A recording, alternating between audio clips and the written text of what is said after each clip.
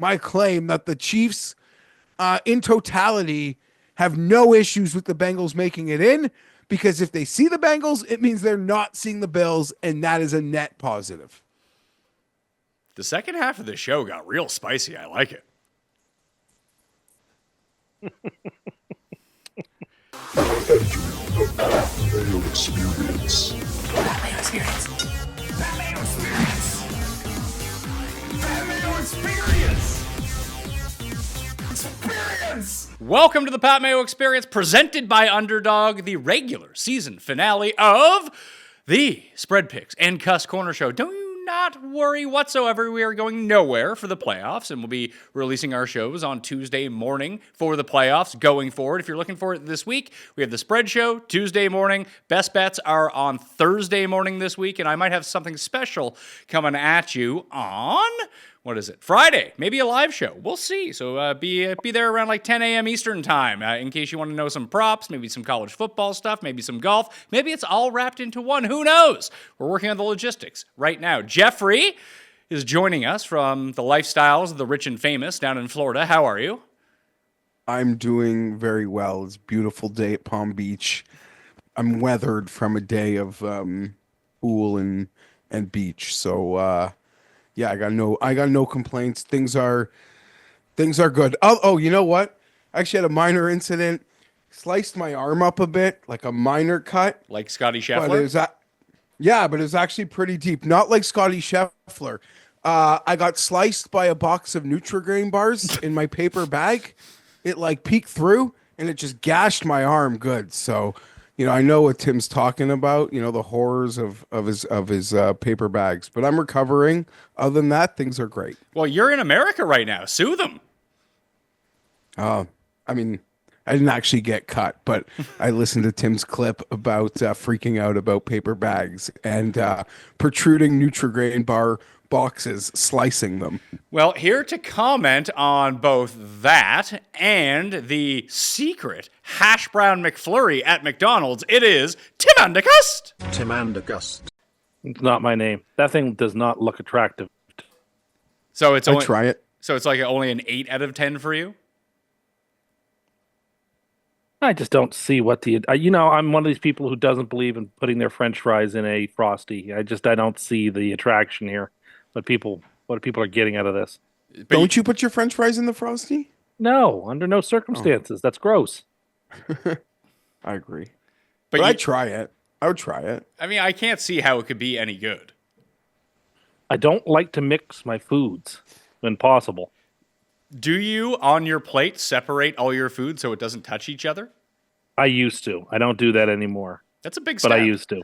Are you like Adam Kaufman, like when we were at the Super Bowl and often and opened up his Subway sub and No. ate each individual vegetable off of it one at a time before eating the rest? That's disgusting. That's wow. Okay. It was one of the No, crazy. that I have never done. It was one. But Of I still, on occasion, will eat all of one thing, then all of another, then all of another on my plate, starting with what I think is least desirable and working up to what is most desirable. That seems like the wrong way to do it. Like, you just want to get it over with. No, because some of the flavors like go well together. Like, there's nothing wrong with, a piece of steak that, has half a fork of mashed potatoes on it, I don't think like chicken and waffles. I agree with you. I'm just saying, like, you sound despondent. better than I used to be. Better than I used to be. Are you okay? You sound sad to begin the show. Is it because of the Jets? There's nothing to be sad about with the Jets. I Like, nothing heard- has changed in the last 5 weeks that would make me feel any different than I felt the weeks before. We have Is a it Super true? Bowl coming up. Yeah, aren't you taking care of catering for the boys this week for the big There game? is a Super Bowl coming this Sunday, and I'm very excited. So you've got to treat it as such. You're right. That means I got to bring snacks to the Super Bowl party. Well, it's going to be a Super Bowl without Tua, it looks like. How could that even be a thing? I don't understand how bad this hip injury must be if all of a sudden he's just out the last 2 weeks. I mean, it must Is be. this the same hip I think so. from college and stuff? I believe so, yeah. Also, like, this very Dolphins, for them to make the playoffs and have a backup quarterback start. It's happened 2 of the last 3 times they've been in there. whether it's Matt Moore or Skylar Thompson. So this augurs very well for Miami's playoff chances. Yeah, maybe so. I mean, do you think that they end up in a Doug Flutie, Rob Johnson type controversy if they make the playoffs on the back of Snoop Huntley? That like, got to play Snoop, can't play Tua now. That'd be great. I'm here for all Dolphins controversy. However, that won't matter because they will be thrashed this week in Gotham. I mean, the Jets don't beat anyone, it seems. They're 0-2 in Super Bowls the last 2 weeks. Yeah, like I said, they think they kind of took a detour from that one. And I see the Jets are nearly favored in that game. And it won't be long now, as you see where the money's coming. It won't be long now before the Jets are 1-point favorites in that game. I would tend to agree, Geoff, that if it's going to be Miami's backup and they really can't move the ball at all when Tua's not in there, I mean, I guess I could see why the Jets would be favorites. Yeah, I'd want the Jets. One more time. It might even be my super lock. One more time. Yeah, one more time for old time's sake. Jets should be favored in a game that they're going to lose. I've got enough this year. The Jets are a big part of that. I could see myself. It's an early show Super Bowl potential pick for me. So are they no longer Super Bowls the last 2 games, Tim, because they lost them? They don't count anymore?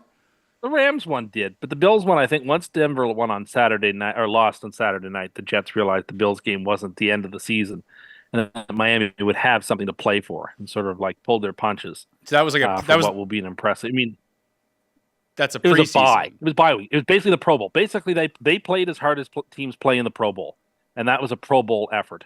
It most definitely was a Pro Bowl effort. Let's recap last week. Tim, it looks like you might be running away with all of this as you have opened up a 12-game lead on Geoff and a 13-game lead on me. No, sorry, 9 on Geoff, 10 on me in the regular season pick'em contest, but you are still behind the coin by 3 picks. So you do need to beat the coin by 3, or actually by 4 or more this week to have the overall title. And you could, I mean, I think we've been doing this 7 years or 8 years. I have 5 wins. Tim, you have 1, and the coin has 1. So you need to get above the coin in the overall standings. The question is, are the coin and I separate in San Francisco and Detroit? No. You are not. And we are recording this before the Monday Night Football game. You both have San Francisco plus 3.5, and Geoff and I both have Detroit minus 3.5, and we'll see if they end up rolling out their starters. We all lost our super locks. Thanks for nothing, Atlanta. You could have went for 2 and just covered the spread. No problem. Maybe even win the game in that spot. But again, I'm not happy they lost. But in a way, Geoff, I am happy because all the Bucks have to do to cash the 9-1, the plus 230 after cashing their win total last week is win at home against New Orleans as 15-point favorites. They can do that, right? Yes. New Orleans is probably... it's tough, I guess, to try to figure out who the worst team in the league is. But yeah, absolutely. New Orleans it's clearly the Browns. It is most clearly the Browns. You think if the Browns and the Saints were playing, the Saints would lay... The Saints wouldn't just be favored. The Saints would probably lay a touchdown at home right now. No way. Yes way. I mean, I think you're all forgetting about the Titans. Well, the Titans are a different type of bad. Like when that game yesterday in Miami became 6-3. At that point, I began to think, oh no, Cleveland's in trouble. And when it became 13-3, I was like, there is no way they can come back now. DTR might be the worst quarterback in the last, since Nathan Peterman. Is he the most valuable tanking quarterback that you can have? I guess so. Because it's not Drew Lock. Tanked before? No, just, I mean, you throw him out there. It's like, oh yeah, we're going to lose. Perfect. Not AOC. I saw a PFT commentator tweeted on Sunday that the Giants winning that game was like your great grandmother getting breast implants.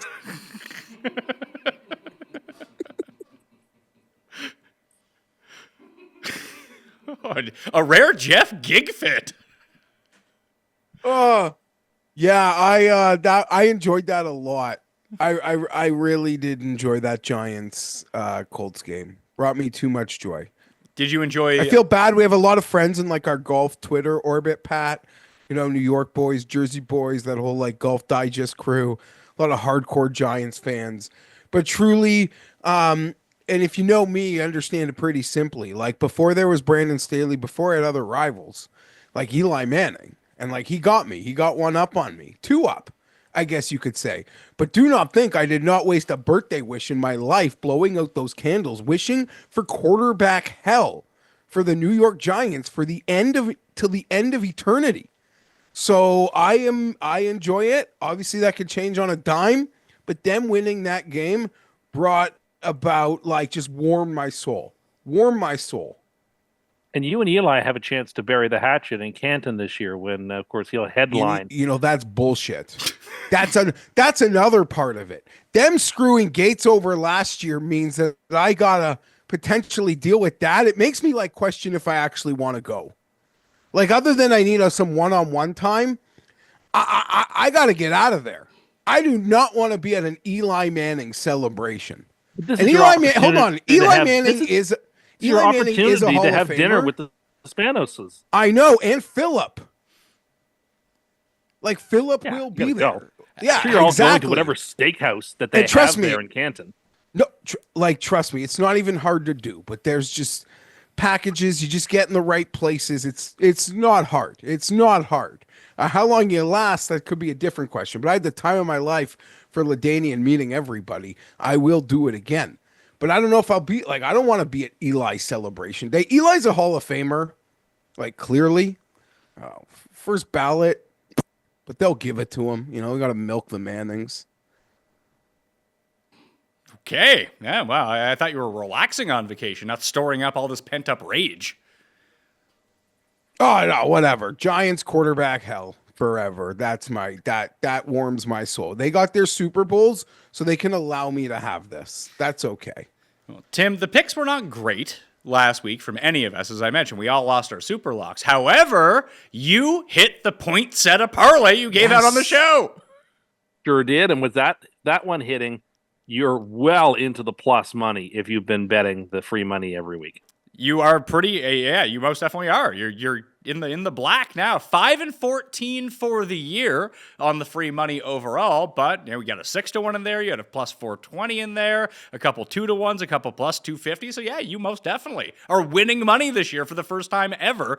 And I was very excited that Huss was able to profit from it because Huss went through a stretch where things went very sour when I talked about his football team and his hockey team and his other football team, where like in a week stretch, they lost the Grey Cup when they were huge favorites to Geoff's Argonauts. And then like the Chiefs lost to the Bills and like the Jets lost like 5 of 7 games or something. So like I was happy that, you know, the show giveth and the show taketh away. And Huss was able to profit off the point set up parlay. The parlay people don't talk about as much. You know, the Pilgrim parlay gets all the ink, but the point setup parlay is quietly, you know, the real money winner. It's a newer thing. It's undefeated. Undefeated. It is what the Thanksgiving parlay used to be. Like you're used to dominate Thanksgiving. I did. You used to hit both sides of every game, even if both sides of every game hit. You still hit them. Glorious. It was glorious. But congrats, Tim. Congrats, Tim. It was a great. You know, I saw the internet giving you your credit. So good for you, buddy. It's been a good 2 weeks for you in terms of garnering credit. You got the free kick credit from the Chargers game, and then you got the point set of parlay credit. It's a big week, big month of credit for you. It's a lot of credit. I'm very excited. And more credit should be given to both you and I for the second consecutive week. We've only been doing it 3 weeks, giving out our Sunday Night Football underdog best plays and like entries. That one again. Not shocking. Not shocking in the least. We make good picks. Yeah, and Zacchaeus first touchdown at 18-1. Some people got it at 21-1. Like just giving away money here in the holiday season. How are betting options in Florida, Geoff? Terrible? Yeah, I'm just using my streeter. There's nothing I wanted to bet hard enough to like annoy someone at home. My Florida friends tell me just like sign up for Hard Rock. I should because I'm sure their football lines are a little like more or less the same, and they might even be a little slower to move. But I've always just been reluctant because I've always been told like their golf odds are the nut low, and usually when I'm in Florida, it's more been the golf season than the football season. Well, what's the best thing you've eaten while you've been in the States that we can't get in Canada? Oh, like strictly in the States. Yes. Yeah. Freedom. Freedom. Thank you. Whoever chimed in with that. I would say, well, on that note, I guess I will. I'm going to play Pablo Escobar in in filling my suitcase up with Reese's Take Five. What is Reese's Take 5? It is it's excuse me, I'll be right back. All right. Tim, if you ever wanted to hear more from Geoff and I, you can tune into the show. He'll be back. He just has to. He just has to check out the. I'm doing a Reese's Trap fucking House. promo. Jesus fucking Christ. If you want to hear more of Geoff and I, Tim, you can tune into the Pat Mayo Experience Golf Pick Show, which is out now on Mayo Media Network. Oh, Jeff's coming back, Tim. We can see Geoff. He's coming back. Oh, there he is.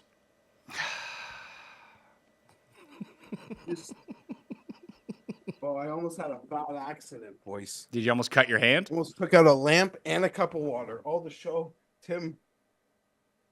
Tim stepped on my promo while you were gone. Oh, I'm sorry. Yeah, it's just Reese's. It's like a Reese with caramel, pretzels, and just the other normal Reese stuff. We don't get this stuff in Canada. When people talk about the 51st state and they get all insulted, no. Firstly, maybe if we were the 51st state, the Blue Jays could sign a player ever, and I'd have Reese's Take 5. So I'm here for the 51st state. Like we just got Jersey Mike's in Toronto like 3 months ago. We were a decade behind this incredible country. How many of those Reese's do you have in your trap house there? Oh, like that little snack bag size. Yeah, like I told you, I'm gonna have it's like a Pablo Escobar-esque just a border run. I am very firmly against becoming the 51st state. That's something that I will throw out there. That would be my take on it, as my number one desire in life isn't just more sugary things that I can buy at the grocery store. That's it. Yeah, I don't know. Their restaurants, their chains, everything about this country is better. I'm not a gun guy, so I'm not.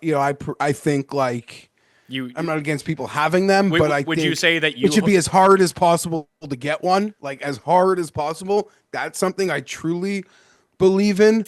You're in the wrong place, pal. Yeah, I know, but that's okay. It doesn't mean I need it.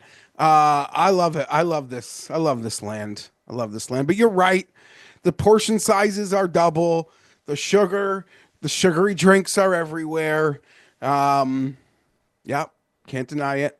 All right. Well, Geoff, do you remember recording a golf show with me? I do. That came out this morning on Mayo Media Network. So if you want to get into golf season, you can go do that. And I'm giving away more free entries into the gigantic one and done at fantasygolfchampionships.com. You can check the description of that. Now, the two that I'm giving away, one is on New Year's Day and the other one is on next Monday's golf show. If you screenshot me your entry already into it, it's $250 for the year, so $7 a week with $100,000 to first prize, and everyone inside the top 12 wins 5 figures. It's very spread out that way, and it's a great contest. It takes like 10 seconds a week in order to make your pick. But if you screenshot me your entry, Instagram, Twitter, replying to the newsletter, then you will be in the draw for both of those. You only have to do it once. You remain in the draw as it goes forward. If you're not picked on New Year's Day, maybe you will be picked on next week's golf show. However, there are a few people who, listen, it's not a great economy out there, as I've heard, that some people they can't afford the $250. So I am giving away one free entry that does not require you to screenshot me an entry that's already paid for. But I need something in return for this. You can get ballots into that draw by subscribing to Mayo Media Network right now on YouTube. That will get you 5 ballots. Now, if you want 10 ballots apiece, go subscribe, rate, and review 5 stars the Pat Mayo Experience audio podcast on Apple Podcast and Spotify. That would greatly help out the show, and I will give away a winner of that on January 6th to commemorate Geoff Fienberg Day on the Pat Mayo Experience by giving away another free entry to it. I mean, I thought we were talking about America here. Listen, I believe that if you committed a felony on that day, you should be in jail and not let out. So I also believe that. You For what it's got worth. a lot of mixed messages going on here, Geoff. Let's get to the game. That's why I make everyone hate me. I don't care. Let's get to the game. Saturday, Tim, we tried to predict this, and I got the Pittsburgh part of it right. I didn't anticipate Cleveland at Baltimore being the first game. The Ravens favored by 17.5. But this order of operations actually does make a lot of sense for Saturday.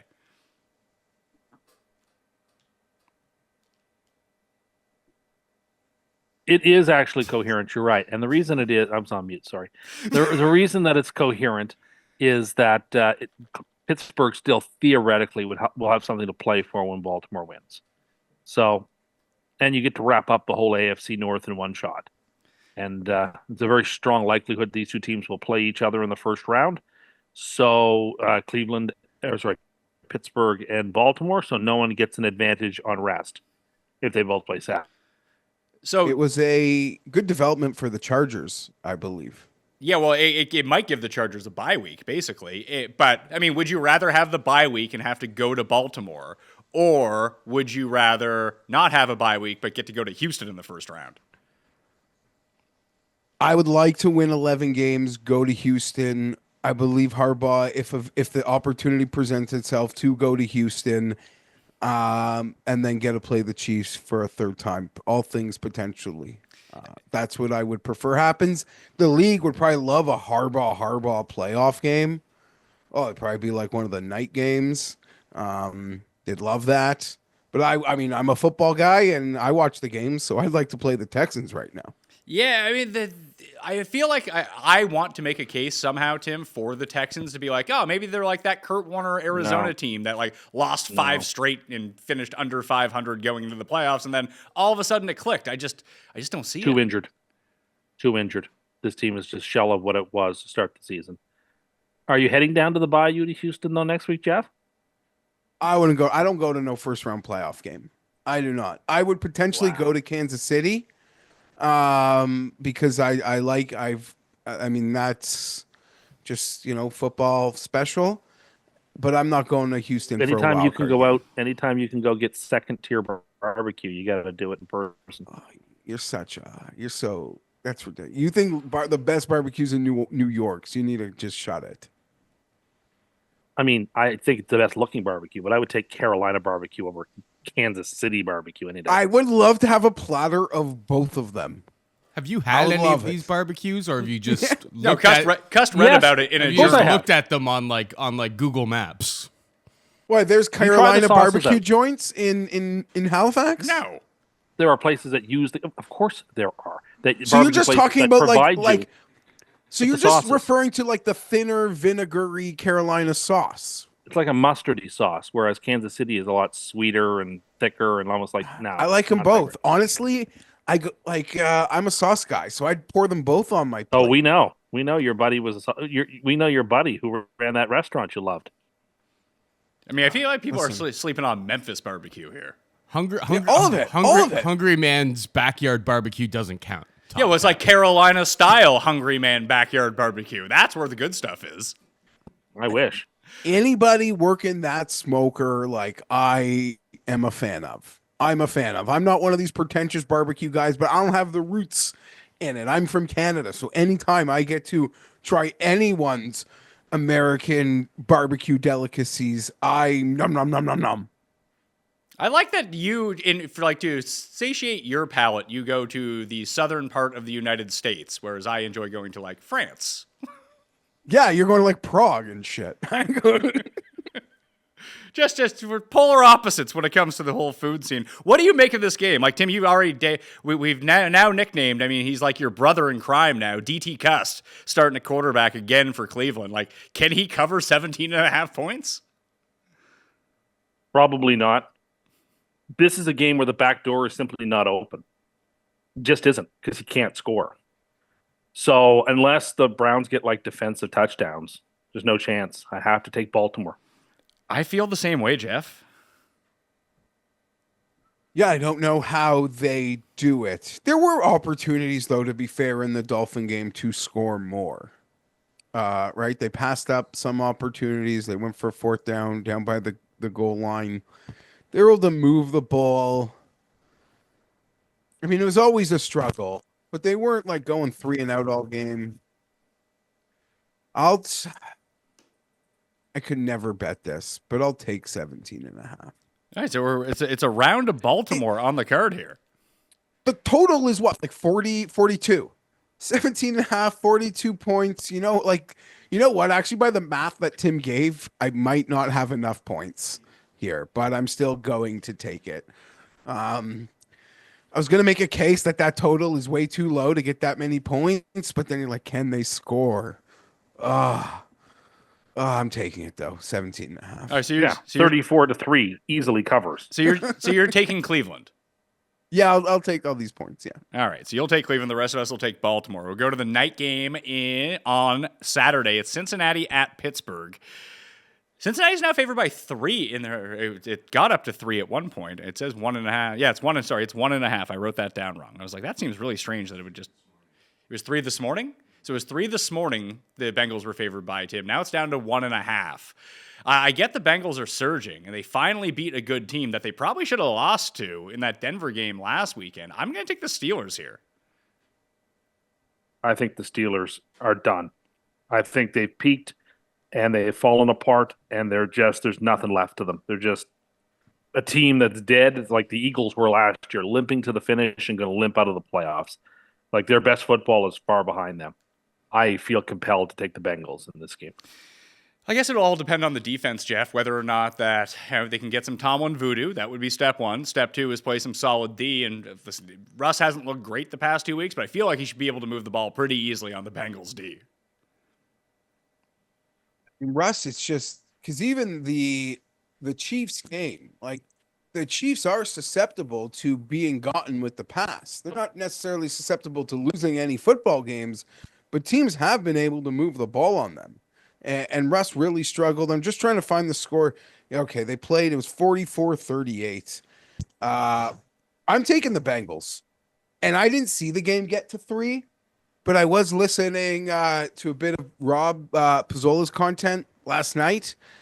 And he mentioned that if it got to 3, he was probably going to get in hard on Pittsburgh. So I imagine that was a sentiment among all the Robs, and that's what I guess crushed it back down once it got there. Well, but I'll get back in at 1.5, Cincy. I'm in. All right, I'm going to stick with Pittsburgh in this one. I've been losing money. I won a bunch of money on Pittsburgh the first half of the season. Now I've been losing money on Pittsburgh in the second half. You'd think I'd jump off, but I guess Pittsburgh, Tim, is like you guys and the Jets. Yeah, but at least there you're just like the guy. Like you won, you got hot at the casino, and now you're just giving it back. Correct. Yeah, the Jets are just takers. The Jets are just that blackjack dealer who's just a taker. Every time you get dealt 20, you're like, oh, fantastic. 6-card 21. No, the worst is, that sucks, but that happens so rarely. There were 2 dealers at the Halifax Casino when I was like 18, 19, and 20. That would absolutely, if you saw them walk to the table, the only move was to take your chips, get up, and just go somewhere else until they went on break. One was Yasminka, who would just go, and just 20 every time. And even like Greasy the 20, showing a 9, pulling an ace underneath, and being like, oh man, killing me here. Additionally, the Dragon would come in. I don't know where in Eastern Europe the Dragon was from, but he was a fucking taker. You had to get away from that guy. He's probably still there. Like, this stuff is vividly imprinted in my memory, Geoff. Jeff Ulbrich is now the 3rd taker. Oh, Well, unless you bet against him, then you'd be cleaning up. I bet you Cam would have great stories about like certain dealers that he just forbid to. He's so friendly though. Cam would literally let a dealer just keep kicking his ass. Cam would be, I always wanted to be a dealer at a casino because it seemed like a lot of fun. And then I started like replaying it in my mind, be like, no, people are just miserable if you start like beating them. There's just horrible people around. Like, I feel like I'm always a good patron at a casino. Weirdly, for someone who seems like they have such a bad temper, I go in with the expectation that I'm going to lose into any casino. So I just kind of roll with it. And it's like betting on sports for me. If I lose, that sucks. It's not affecting my entire life. If I lose, I lose. It was fun. I got to bet on the game. I hope I had a sweat. Like the casino is even more of that for me. So I generally roll with it, have a few laughs, but there are people who get furious, who are very clearly betting far too much. Like we have a friend, Geoff, like we'll go in And it'll be, I don't know, like $10, $15, $25 limits, whatever it is. So you're playing for like, I don't know, 3 minutes. All of a sudden, he's betting $500 a hand, and all of a sudden, he has no money left. And then he's like pissed off the entire time. Like he can't sit there and just enjoy it. He has to like have a big score within the first 5 minutes of being there. And then he's the guy that you drove down, and then he's just like stalking you from behind the entire time. Well, he has no money left. I mean, me and my buddies had an incident over the holidays in our group chat where, one of our buddies, headed to the Seneca Niagara. Was he there showing was it off? Cam? No, but it was very Cam-esque. But he was showing off like the band he was walking in with, and hopefully he landed the lady of the night because otherwise they took all his money. So At any point, did he send a group message just saying, "I need friends"? no. Oh, no. Hey, listen. Yeah, listen. Sometimes when listen, you get in there in the lights and you need a friend to like get you out of there. That's all. But we've all been there. Nothing to be ashamed of. Listen, nothing to be ashamed of. So sometimes it gets pretty hot. Did you see I had an interaction with Michael Kim on Twitter today, Geoff? I didn't. I didn't even know that like the Hundley news happened until you meant the Tua stuff till you mentioned it. Either that was on off air or on air at the top. So I'm kind of missing the internet today. Which is healthy for me. I mean, I've been doing a bunch of these underdog PGA drafts, which start this Thursday. If you want to get in, go to Code Mayo. I have a whole article up in the newsletter about strategy. It is the strategy. You should follow it.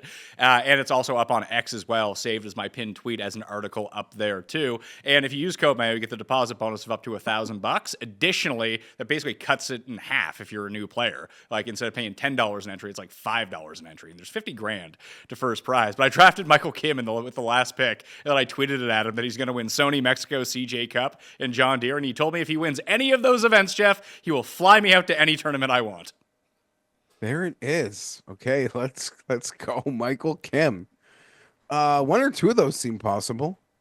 And listen, when he wins at Sony, my team is going to be, and then we'll start making plans about where to go. Oh, the other thing, Royal Port Rush will be a lot of fun. Yeah, I don't want to break the guy's back. If he wins an elevated event, I'll see if I can get over to Port Rush and get to Ireland. If he's just going to win the Sony, send me to Dallas or something. I'll come hang out. It'll be a lot of fun. And it works with my schedule at the time as well. But Geoff, I mentioned this on the Sunday night show. I don't know if you caught that, but someone told me the idea of doing the Custies live this year in front of a crowd.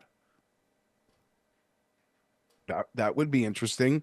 Hey, listen, shout out to AB for his Cracker of the Year awards. That's no easy task. Standing in front all by yourself, going that long. But yeah, I would send me anywhere. Custies live. Yeah, we'd probably do it like 20 minutes from your house. Yeah, we'll just do it in the parking lot of the Oakdale Country Club. Well, I'll just change my shoes and we'll do it right there. That's like a hyper rare situation. The Custy Award ballot is coming very soon. We're finalizing it right now. So by this time next week, it should be live and people ready to vote. So keep your eyes open for the Custy Awards. Let's move to Sunday. We have Paul's Bills as 2.5 point favorites in New England. And I guess the Bills have nothing to play for. Do you think that the Patriots, Geoff, are just going to throw this game away? Yeah, 100%. Even Mayo was a little like he didn't even guarantee that Drake May is going to play in this game. And I believed that he was going to keep his job unless something disastrous happened. And I don't know if you'd call Saturday disastrous for the guy, but just Robert Kraft being so stubborn and so prideful, and it seems like the Hall of Fame is looking for any reason to not keep him out. So, he's got. How do you put this? Like you hire one coach, was that right? Was it lucky? That's sort of not take anything away, but I really thought he'd stick it out with Mayo. I see things from that team that make me think otherwise at that moment. I will still take the Bills because I believe the Patriots aren't going to do anything to win. And Trubisky certainly will. Well, Tim, Could it be that a December Chargers-Patriots game was the greatest day in Patriots history during a blowout, where the Chargers blowing out the Patriots caused them to have to change their coach? Could the Chargers have returned the favor to you? The Patriots, sorry. Yeah, they got rid of Anthony Lynn, and then we followed it up with Staley. The greatest day in Chargers history, as you said at one point. No, you know what? Which was replaced by the beatdown on Thursday night by the Raiders last year as the new greatest day in Chargers history. You're not wrong, Tim, in that if they do fire him, I think Patriot fans, because there's been some like, will he, won't he? I believe that would be a signaling of that day, and I think Patriot fans would thank me because I think they all hate him. Well, it's just, they're the worst team right now to have the first pick, Tim. Like, it's no fun if they have the first pick until they trade it. No, it's not. And then I have to hear all of my Patriots friends to happen for the next 4 months, and they're already beginning to talk about it. What are they saying? Oh, here's how we can acquire, the 4th pick overall and the 17th pick overall. Here's how we can get 2 firsts and a second. Here's how we can set it up that we can draft Hunter and get rid of this pick. And it's like, oh no, I can't. I just can't. There's nothing that team needs more than offensive tackle.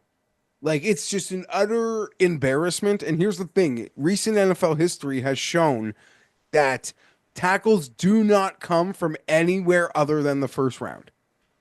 If it's a tackle beyond that, it's a project, and he's probably not going to be a starting tackle in the NFL. The only starting tackles in the NFL come from the first round. If you don't use your first round pick, your high first round pick on your tackle, you enter the season without a tackle because they're also really hard, if not impossible, to acquire in free agency. I'm not saying the first pick is worth a tackle, and that's maybe something they'll need to kick down the road for another day, but that is what the team needs more than anything. I would think that if this was Trubisky versus all the Patriots starters in general, Tim, that I'd probably still take Buffalo here. Yeah, I feel inclined to have to do the same. As much as I really, really, really, really want New England to win, I just can't in good conscience pick New England to win. I have to take Buffalo here. Paul, you're a Bills guy. They're locked into the 2 seed right now. Are you sweating Cincinnati getting that 7 seed? And would you love to see Miami be the 7 seed? I would wholeheartedly prefer to have Miami get the 7 seed. Like, I think, like, historically, what's Tua's record when, like, the temperature is under freezing? I think he's like 0-5, and it's, like, ugly and it's bad. And he's obviously You'd bagged rather up, Miami so than Denver? I'm not really scared of either one of them. Just, the problem with Yeah, the but there's more Bengals to is just lose like by playing Miami. just the matchup of like trying to cover Chase and like all of those weapons. That's the type of game that like you could see turning into like 35 or 36-35 like at the buzzer type of finishing game, and obviously in a first round playoff matchup you don't want that. Like Miami has no chance if they come to Orchard Park. I don't think Denver would have a chance No. either. The Bills' margin for error. I do think that Denver has. In my mind at least, it would be. I'd love to play Miami. I wouldn't be sweating Denver, but there's a chance their defense shows up, and I really don't want to play Cincinnati. I'm kind of in the same spot there, yeah. Your margin for error is much smaller against Cincinnati. Like, you could get away with a couple bad things happening versus both Miami and Denver. Against Cincinnati, like, you could just find yourself in a bad spot potentially quickly. I would I guess you're right. I guess it's more about the defense. So maybe if I'd rather play this banged up Miami team. Yeah, Tim, Fair enough. Miami is the preferred option, but like the Bengals shouldn't scare you that much. They can't stop anybody. You could be down 21-0 and you're still perfectly positioned to come back. Yeah, but I mean, that's the one issue with the Bills, too, though. Like, in that Rams game, it was kind of the same thing. They got down, they were able to come back, but the Rams just kept scoring. And that's what you would have to think about with Cincinnati as well. And just bad Burrow versus Bills vibes in the playoffs, and I just don't think they want to go down that road again. Introducing to you the TGL presented by SoFi Golf's newest league, live on ESPN and ESPN+. This is a simulator plus real chipping, real grass, and real green league featuring some of the PGA Tour's biggest players like Tiger and Rory and Xander. Only 2-hour matches inside of a stadium and has other sporting elements like timeouts, refs, and overtime. You tee off from real grass into a screen. You might end up in the rough, or sand, real sand, and have to play it back into the screen out of there. After that, they use the technology to drop it by a real green side area plus a real putting surface, getting everyone involved in the contest. This isn't your average Sunday pickup game. To learn more, visit tglgolf.com and tune into the inaugural season beginning January 7th. Keep up. It's golf. For 11 months of the year, staying motivated is not a problem for me. Then December hits, the holidays are around, I'm out of my normal routine, and it becomes a struggle to stay motivated and keeping myself laser focused on work and health and getting exercise in every single day just because everything's so out of whack with my schedule being thrown off. The one thing that I've been doing to make sure that I stay on the right path every single day is waking up and drinking my AG1. I get my essentials for nutrients and supplements every single day, and it just makes me feel so good. It makes me motivated to continue to stay focused on what I need to accomplish every single day, no matter how out of the regular routine that my life starts to get. AG1 is a sponsor of the Pat Mayo Experience, so this holiday season, try AG1 for yourself or even gift it to someone special. It's the perfect time to focus on supporting your body with an easy and surprisingly delicious daily health drink. That's why I'm so excited to be partnering with them. And AG1 is offering new subscribers a free $76 gift when you sign up. You'll get a welcome kit, a bottle of D3K2, and 5 free travel packs inside your first box. So make sure to check out drinkag1.com/mayo to get this offer. That's drinkag1.com/mayo to start your new year off on a healthier note. The Jets are hosting the Dolphins, Tim. They are 1-point underdogs at the moment, and it does look like Tyler Huntley will probably start, although that's not official, but Aaron Rodgers is going to start in this game. How do you feel about Ron Rivera as the next Jets head coach? I don't mind them interviewing long-lived head coaches in the interviewing process. No, I'm not going to sit around and get upset based on who they've interviewed. Like, that seems like a fool's errand. Interview far and wide as you want. I only care about who they hire. I know they're interviewing Rex Ryan too. I don't hate that either. That reminds me of like when the Blue Jays brought back Gibbons. Like, that kind of worked. So I don't hate it. Wouldn't be my preferred choice, but it's okay. Would you want to have Ron Rivera as your head coach, Geoff? No, I wouldn't want Ron Rivera. I didn't say him. I said Rex Ryan. Would you want Rex Ryan? I mean, they're just feels like because they've got nothing else to do, they're just talking to some people who they can talk to right now, almost as like mock interviews. Well, like having respect for Ron Rivera and Rex Ryan, and maybe they do come back around for second interviews. I swear to God, at this point, I'm expecting like Jim Caldwell to be part of this cycle, and anyone else who was fired in the last 3 years and potentially wants to coach again. Either the Jets are hiring the most low-grade coordinator who Woody can keep bossing around, or he's happy to have that job, or he's hiring a retread who's so happy to be back in the league who Woody can like boss around. So none of this sounds good. I don't think Vrabel will go there, and I don't think Jet fans are going to be too thrilled with how this plays out. Jeff, do you think that they get one of the actually good coaching candidates? Because if they keep Rodgers, I don't think that they do. No coordinator with equity wants this situation. And Woody isn't known to pay over the moon. Like, I get like what happened in Denver. Like, we got Russ Wilson. Our situation is death, and we are going to pay a coach, Sean Payton, so much money he won't be able to say no. Woody Johnson just isn't that guy. There is just no way. I don't even know if Mike Vrabel per se is worth that, but I don't even see Woody doing that. And they're getting a coordinator that is thrilled to be given the opportunity. Like, plucked from almost obscurity. Obviously, us football guys will know them, but he will not be any sort of a household name, which isn't the worst thing. So there's, the Joe Brady on my sidelines was not what I'd expect, but okay, fair enough. I'll take Joe Brady. Like, if Rodgers is there, does that rule out Mike Vrabel? See, I told you no, and it's because the Belichick people like Rodgers, and even Belichick was talking really warmly about Rodgers this season, even as things were going poorly. So I'm not convinced that Well, that writes Vrabel off. I really don't. And I feel like Tennessee was part of the Rodgers rumors a couple years ago. Yeah, they were one of the teams. Like, I don't know. I think it's like a pure coin toss right now as to whether the Jets cut him or don't cut him. But let that decision be made by the GM, who they should be hiring first, and the head coach, who that GM hires.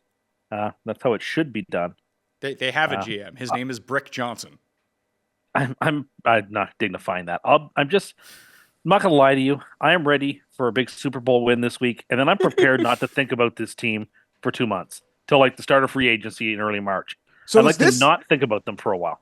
Is this Rodgers' second Super Bowl or fourth Super Bowl? That's open to interpretation, I suppose. If you include last year's hypothetical championship as well, there are several. But like, this is my last chance to see the Jets before I go on a darkness retreat from them.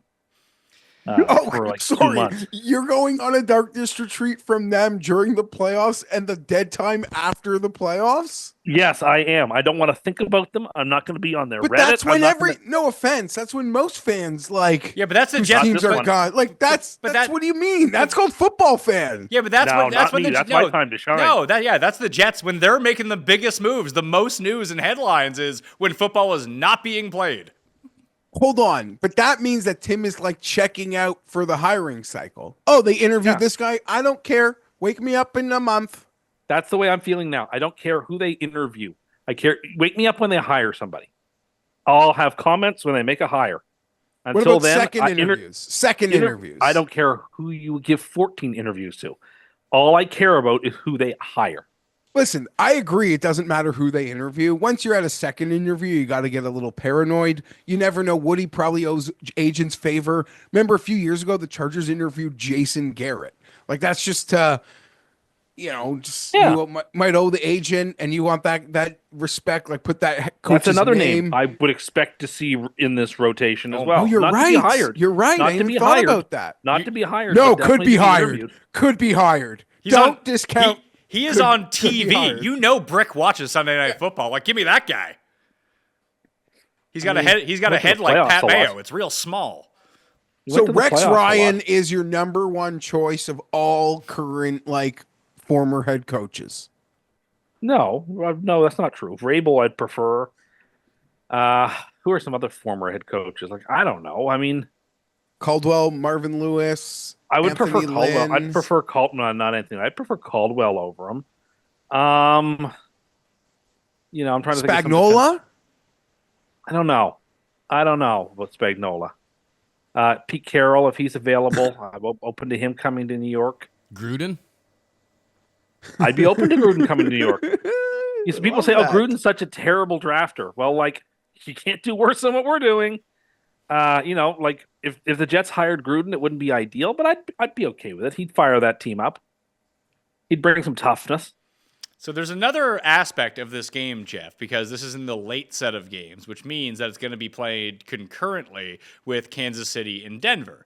And if Denver, who's a 9.5-point favorite, we'll get to that game in a little bit, gets up by way too much against Carson Wentz and the Chiefs, then Miami no longer has anything to play for, which I feel like, Geoff, would take away all the credit from the Jets Super Bowl win. It would make it like another bubble. I wouldn't let them know. Okay. You wouldn't let who know? I wouldn't allow the scores to go up on the scoreboard. So, but it's not even that. So, Tim, tell everyone what you told us this morning about how you can prevent this from happening. I would geo-block all the teams' phones so that you couldn't search what the scores of any NFL games were while that game was going on. Oh my God! But you would have to do that to everyone in the stands too. You realize? No, not the stands, just the players and people who work for each team. Geo-block everything, whatever it is, break them, make it so that people can't tell what the score is. You're at home, you should be able to do that. That way there's no unfair advantage, and that way no one steals anybody's credit. How do you feel like that is enforceable? What do you mean, how is it enforceable? When you get to the stadium, if you're on one of those two teams, you have to log into an intranet that blocks your ability to like search those sites that would have the score on it. Problem And So solved. what if they want to go on their own like what if they don't want to log into the Wi-Fi? Wi-Fi is down. Only internet is available. what? No, I mean like I get the Wi-Fi, you can block it if they sign up to the Wi-Fi, but if you're an NFL player, just like click off the Wi-Fi and they'll just search and pay data. No, which is geo-block it so that the Wi-Fi data doesn't work either. How do you think that works, Tim? I don't know, but I'm sure that it's all signals and it's all alerts. Like you just click a button in the control room and then like it's fine. So you don't want the score ever, not even at halftime. Like They don't know. They should never know. Yeah, For the integrity of the game. yeah, they're gonna know. is this pretty just quickly. for the Jets or like the Dolphins or This is just everybody? like when Cam Newton didn't know he was about to play the Broncos in the Super Bowl when he came off the field. Oh, really? Like I've been told players and teammates and coaches can be dissuaded from knowing what the score of games are that they're not involved in. So let's make that real. That's a Just asinine. geo block all the no. Just make everybody on the two teams have to sign into an intranet when they get there. And this is so that their all for phone you only- to get full Super Bowl winning credit. No, it's for the integrity of the game.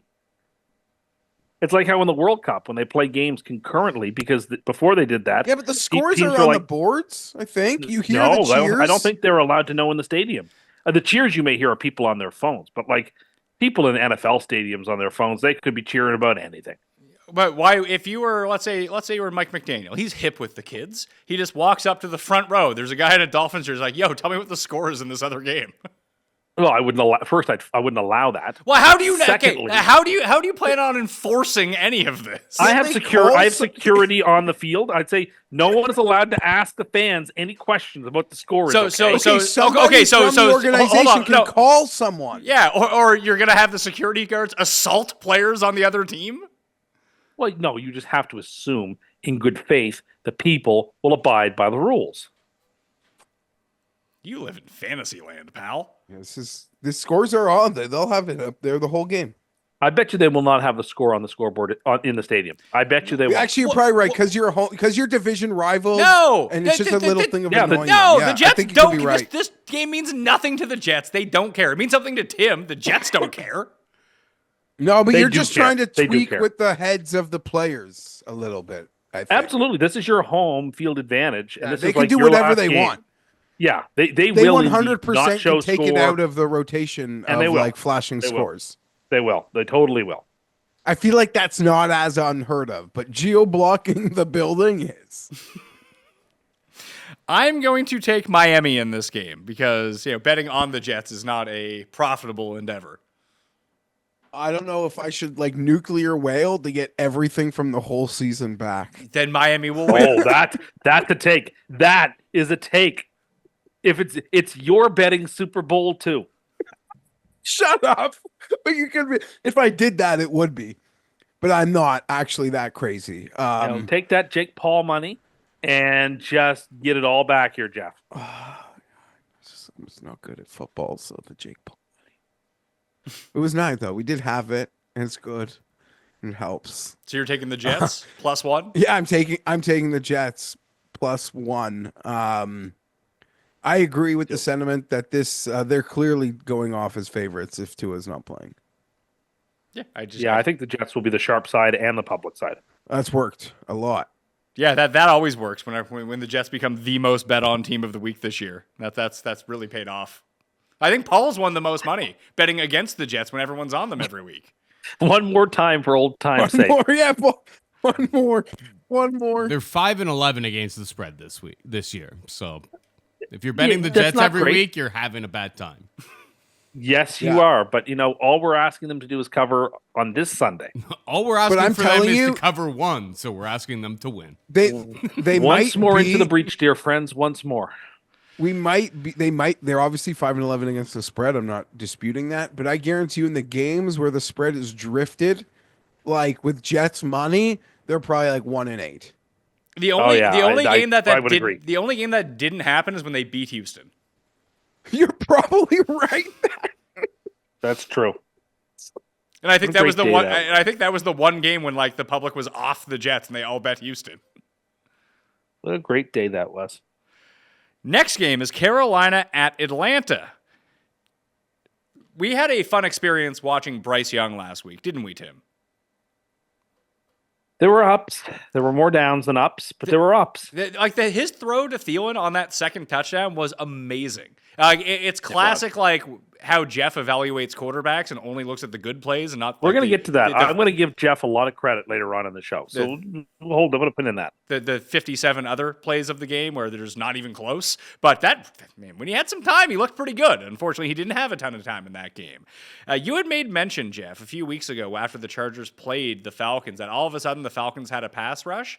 And it kind of showed up on Sunday night a little bit. And then Daniels was like, screw it, I'm just going to keep it myself and run around these goobers. And that's what he started to do, and that worked out. I don't know if Bryce Young is that elusive. Carolina might be able to get to him. Or Atlanta might be able to get to him, sorry. Listen, if you can't make the ceiling plays, you got no chance of like being that good or special or winning back-to-back playoff games against the quarterbacks who can make those plays. Mm-hmm. So give me the quarterback who shows he can do that every time. And then I hope he can develop into a quarterback who can also make the other plays because he's obvious. That's all. Like, if you don't have ceiling talent, I don't give a shit. Like, I'm not trying to win 7-8 games. I want a team that can win it all, and I'll die on that hill. So you're gonna. I'm not a great talent evaluator, and I don't like. But listen, we were drinking Mai Tais on the front lines of the Darnold truthers. Like, I thought I was going into battle. I wrote a tweet in September, like, I don't really want to do this, but I'm doing it because I am a truther, and we're here, and we're on the front lines, and we're ready to fight. And we've just been, like, chilling. So that's pretty good. As for this game, I think Carolina covers. I don't think Atlanta's beating anybody by margin. Penix looks sick. Like, he throws a few piss missiles. They should be excited. But they're not. I don't think they're blowing out Carolina.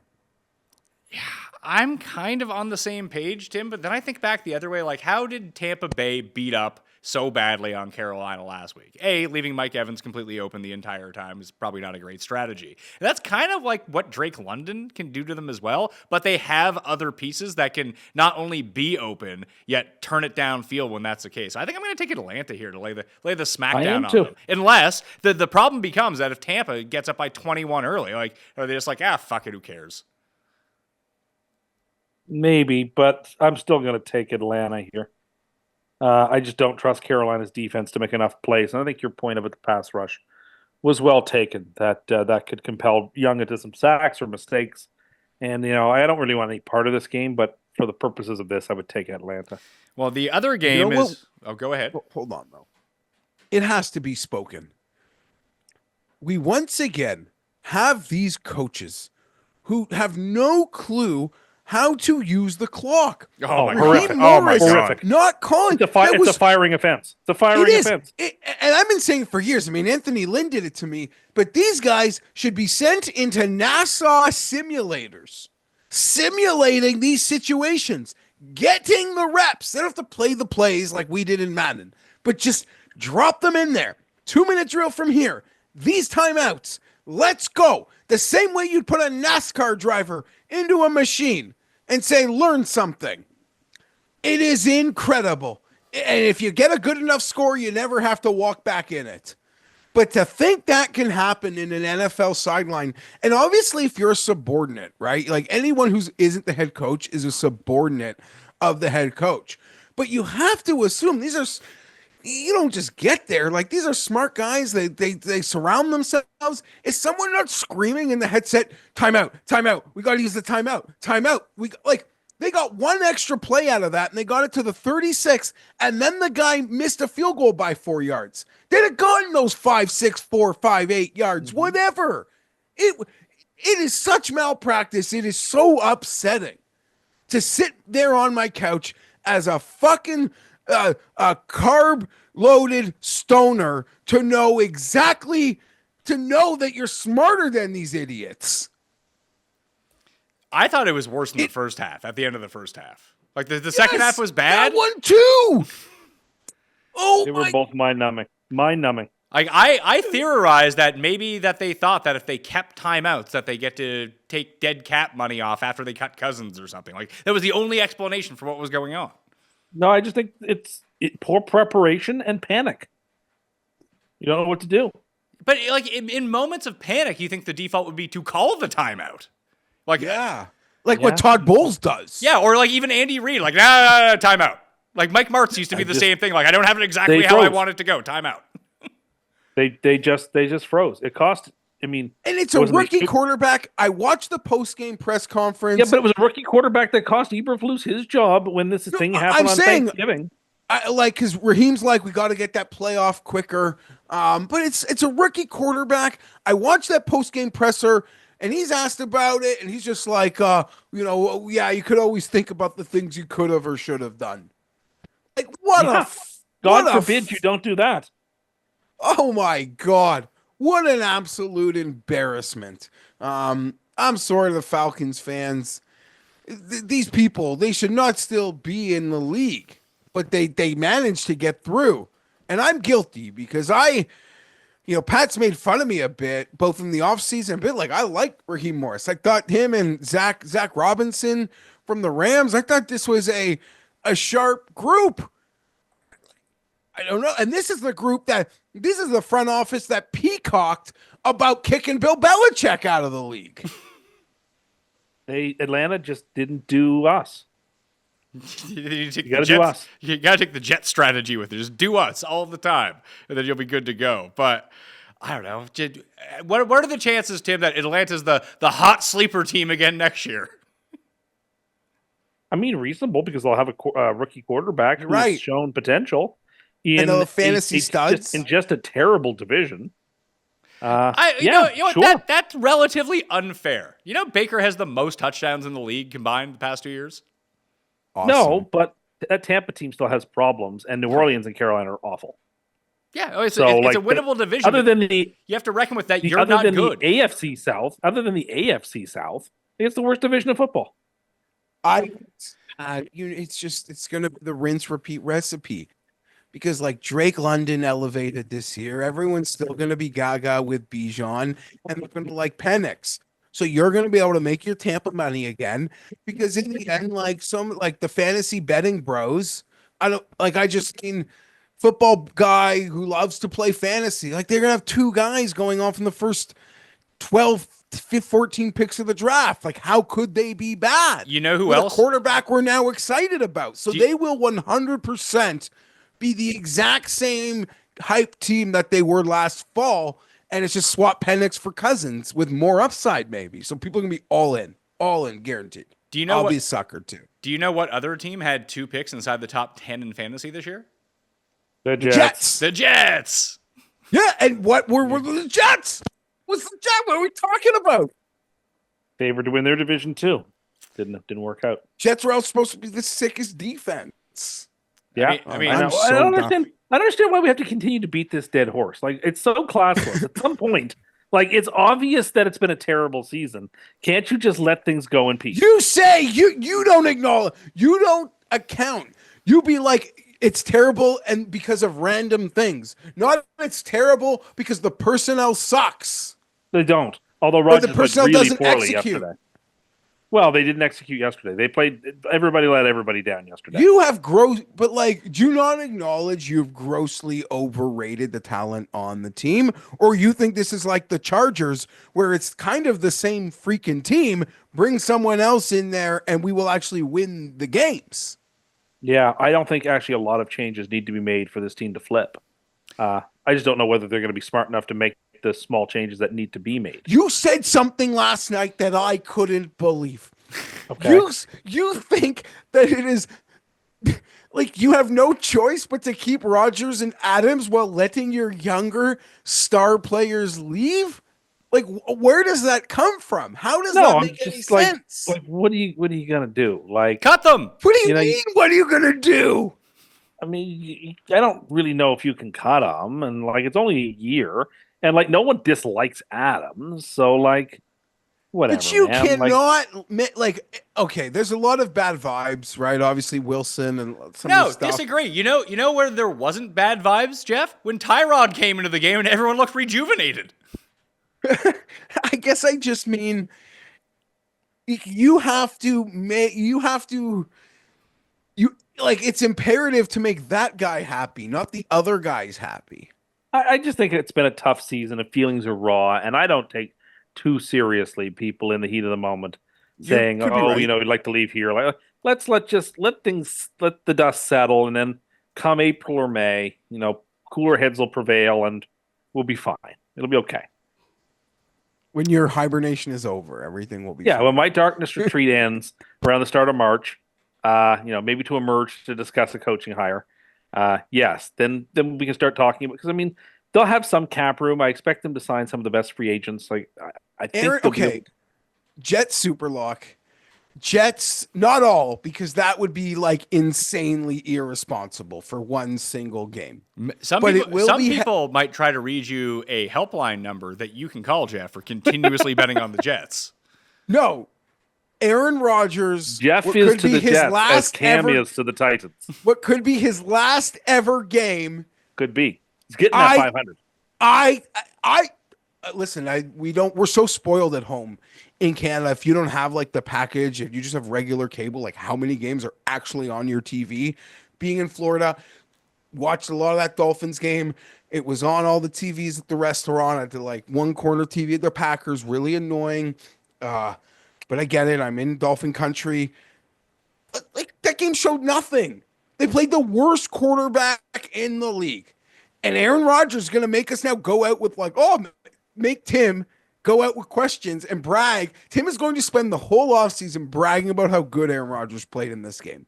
It's going to be the worst thing that ever happened. 6 games? His last 6 games, I think he's 14 touchdowns and 3 interceptions. Yeah, Jets, big Jets. This is a sign. Paul is like probably snickering. Paul's like, I can't wait for that line to move. Go ahead, Paul. Maybe it'll Go even ahead get and put to money Jets on Huntley minus- then. Go back Huntley if you'd like. But I'm in. I'm going. I don't see how the Jets lose it. I don't see how the Jets lose this game. I'm going to responsibly, but simultaneously irresponsibly bet the Jets. It's our last opportunity. So, let's go. And, the Jets haven't lost any games in 2025.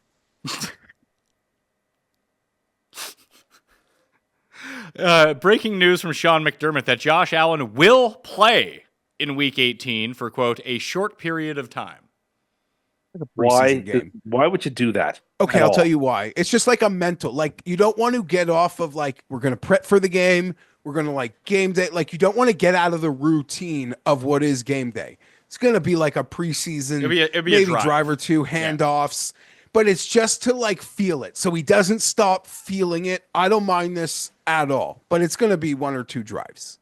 Okay. Yeah, I'd say it's 1 drive, probably at max. Or they really try to force the MVP on him. Go out and air it out, Josh. Throw for 500 yards. No, he doesn't care about that. We already told how little he cares. It's the least important thing in the world to him, apparently. So He didn't say it was the least important thing in the world to him. That's what you are saying. No, it was I don't care about that. Yeah, Okay, and what did he do? sure. He talked up Mac Hollins. He talked up Murray Cooper. How they made Now Paul Coleman. made a good point, which is that I'm used to my quarterback making everything about him Exactly. and settling a lot of personal scores every time he opens his mouth in front of a camera. And Josh is not quite that way. I concede that. But at the same time, you've got to concede that was a little bit of a put on from Josh by saying, "Oh, shucks, I don't care if I win this award." Who of gives course a he shit? does. Of course, whatever. Exactly. You're brainwashed by your quarterback. Maybe Joe Burrow is nothing like Aaron Rodgers, but Joe Burrow's the only other QB who does give a little bit sassy to everybody. Watch any other star QB in the post game. Doesn't matter who played so bad. All they do is talk up everyone. All they do is talk up everyone and make it about nothing about themselves. They don't point out which receiver ran the wrong route to screw them. No one else does that. That's what I'm used to. I can't wait until the Jets. We're doing the day the Jets cut Rodgers, Jeff. We are going live with Tim so he can just get it off of his chest. Because you're starting to hear it flip a little bit now that it sounds like it's 50-50 that he'll be back. Now he's throwing shots at Rodgers just a little bit. We didn't hear that all season long. You know what we might might come need back, to though. do, Pat, maybe on top of going live, is like if someone gets divorced, like they go on a trip, take the guy on the guy trip, or the girls take her out. Like after Tim's Aaron Rodgers divorce, we should like go out, like go on a trip. Like he's got to get off the mat, Hit the town. rebound. Yeah. I don't know. No one in my like friend circle has gotten divorced yet. I only have one, but they were never actually married. So you have none. Yes. None in my actual group, but it's great. I've said this before. Oh God. One of my wife's good friends got divorced, and it's like double pronged good in a sense. Like I have gotten some decent residuals, other than like it's really occupied a lot of my wife's time and like phone calls. But it like shows when I'm okay, like I'm just elevated by comp, like straight elevation by comparison. And when she doesn't have her kids for the weekend, she likes to come over, hang out. She gets to like watch my kids. So I'm like, fucking, it's working out. That's a pretty good deal you got on the go. When was boat day? When was boat day, Jeff? It was on Christmas Day. It was great. Thanks for everyone being wondering and curious. It was a lovely day. Christmas Day was awesome. And you got to hang out with our guy Joe. And Joe got his credentials today, Jeff, for TGL. So he's going to be there covering it. Yes, got to hang out with Joe. Great day. I remember I had my tipping question for Pat, because I'm not really like a sports bar guy, but like when you go out, you watch a game somewhere like 3.5 hours, I feel like it's not just like the standard tip. Like I feel like you've got to like put a bit of a premium on it. Tim said no, Nope. you don't. So- You don't. Doesn't matter. So Tim said no, but Paul and I had this, like this was our every Sunday when we lived in Toronto. We'd go from the studio, and the only place we could go watch the games was this local watering hole where they let me have the remote and I could just adjust all the TVs. It was great. And we were working the entire time, so we weren't sitting there getting absolutely plastered. Like we'd have a beer, we'd have a meal, maybe a second round of wings at some point. But Paul, like, what would the total bill come to? Like $35, $40? Yeah, basically. Yeah, Especially if you just had coffee and like even if you had 2 plates of wings, it would probably come to like, yeah, $35. Yeah, so we would basically just tip the bill. It'd be like, say, here's $70. Yeah. Because we were there Yeah, for fucking and 7 hours. Well, go ahead if you want to, but I'm not doing that. I'm going to tip the percentage of the amount of money that I owe. This That is why is you can't insane. be considered the man of the people. Yeah, you're the 'Cause you anti-man of the actively people. like hate the people, it sounds like. Where does it say that I have like a rental fee on the stool that I'm on? If you ever wanna go back you to could that turn place that table again- over to someone else. They know that people are coming there to watch the games for a period of time. Yeah, Don't but- give me this. but- Don't give me this. But most people are sitting. I don't even want to plow this ground again because it goes into such dark places. No, it doesn't. Like, But listen, why should I be expected to double the amount tip just because I was there in the place? And I get it. Like watching I'm sports? probably not even ordering something in my final like hour and a half. That's it. But it doesn't matter. She is still checking in. She's like, "Do you want it?" Like she's still doing her That's what job. that tip is for. No, but there's like a time restraint where this is not like, why am I tipping? I feel bad if I'm going to tip the same amount Oh, as the stop. people This is that not- sit there for 45 minutes, get their This- service and leave. No, what do you Ooh, mean? This is not AOL. You have 36 minutes of internet left. Like, what are you talking about? Like, I think there's, and listen, because most people who go and watch a game at a bar or two are there to go drinking the entire time. And if you're ordering stuff the entire time, then yeah, I do think that it's different. But if you're someone who goes and has like a beer, has a meal, and you're there for 4.5 hours or something, like, yeah, show them a little more because you just spent a whole bunch of time just sitting there doing nothing. Yeah, I did. Well, a little I just more want to could be like clarify that I between 15 did. and 20%, not double the bill, please. Get out of Okay, here. but they're there the whole four. They said 8. They're like the whole day. That is totally different territory. That's- And they're using that bar for its like Sunday ticket purposes that they're choosing to not purchase at home. That is like I the bar don't knows that. disagree. The bar don't- knows that. Yeah, But they also, if you're gonna be there for 8 hours and eat $35, you gotta pay up for that. Nah, So I don't yeah, think yeah, so. we liked going back there, and we didn't want like the cooks coming in our wings the next week when we came in.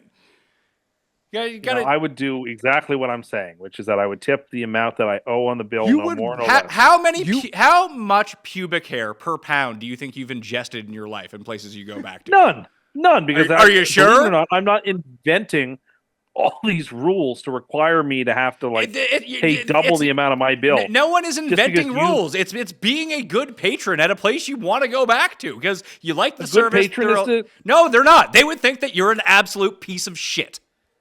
Oh, you know that. Okay, I'm sorry. I didn't realize that you were the king of all things, and you read everybody's mind, Geoff? and you knew how these people felt. Well, let's vote here. No, it's not.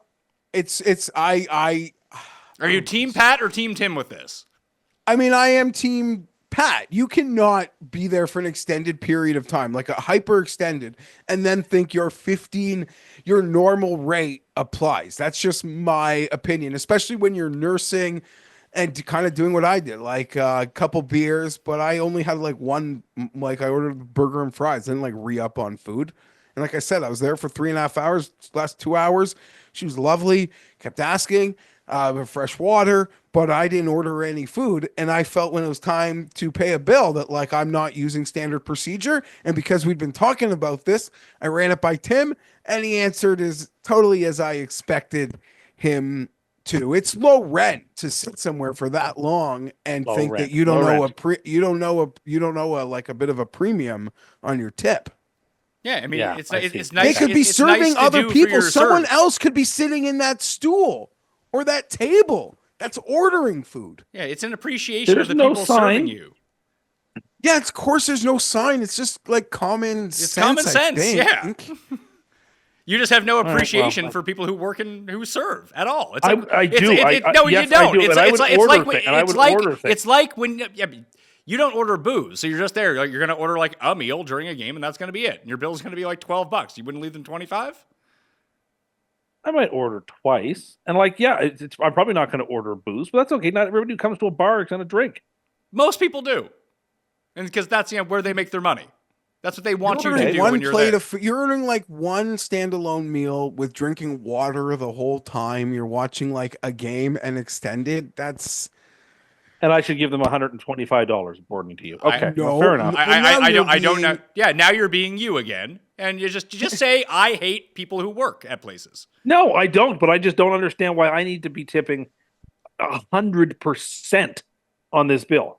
No, that is what they're choosing because they're going back every week and they like the spot and that's where they watch NFL games every Sunday and they've probably built a relationship with the staff. 100%, that's a lot, but like to deny a premium, that's like an uptick, that's ridiculous. I don't see any premium need. Anyhow, I had a lovely time. We left a big tip, a big Christmas tip too. That was a nice thing that we did for them. It was the same people every week. Oh, Like, we got look, to- these are all nice. These are lovely things to do. These are great gestures. Now- Don't get me wrong. Now there would be 5 to 10 but what people. makes them a nice there gesture would be is that they're not 5. required. There would be 5 to 10 people who would come every single week, and this was never discussed between like Paul and I or anyone else who went there. Everyone did the same thing because it was logical. And I think that's a lovely gesture. But what makes it lovely is that it isn't required. But how is it that 10 people independently came to the same conclusion, yet you don't see this being a thing? I don't see it being a thing.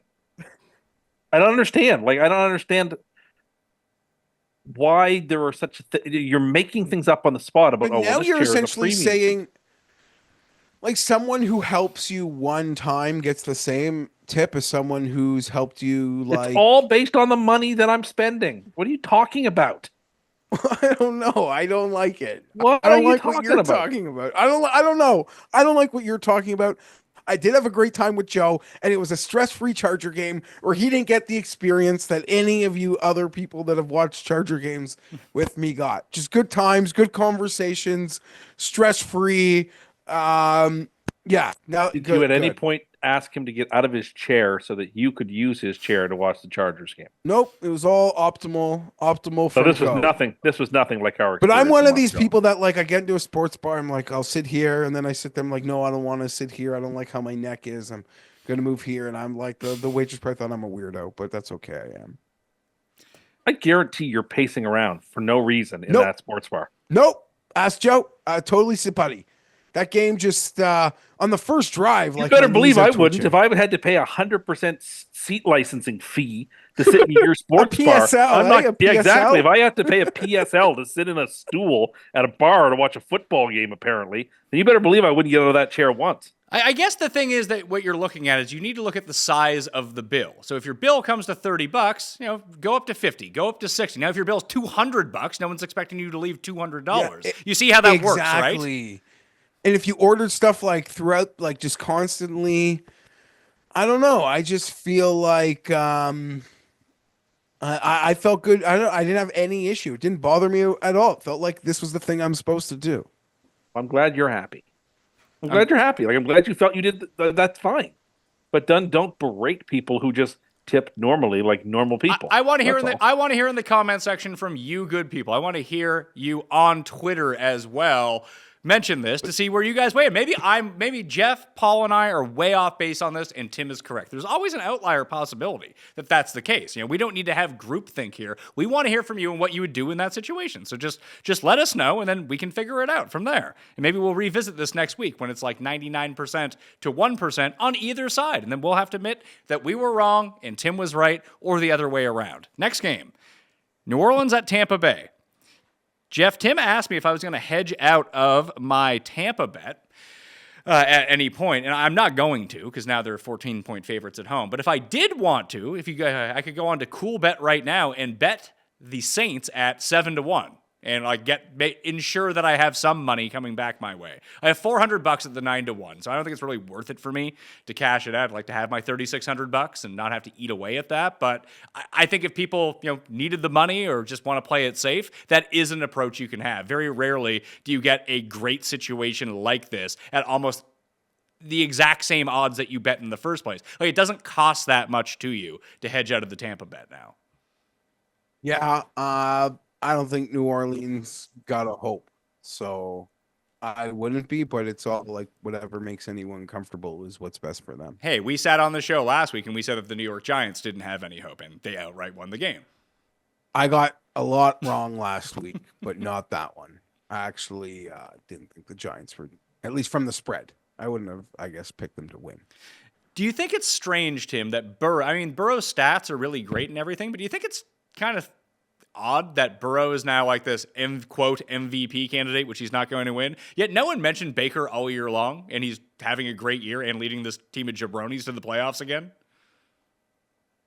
I guess Baker plays in a super small market, and Cincinnati don't see. is a super small market. There's other. I'm going to say, and people don't see Baker as a top shelf quarterback.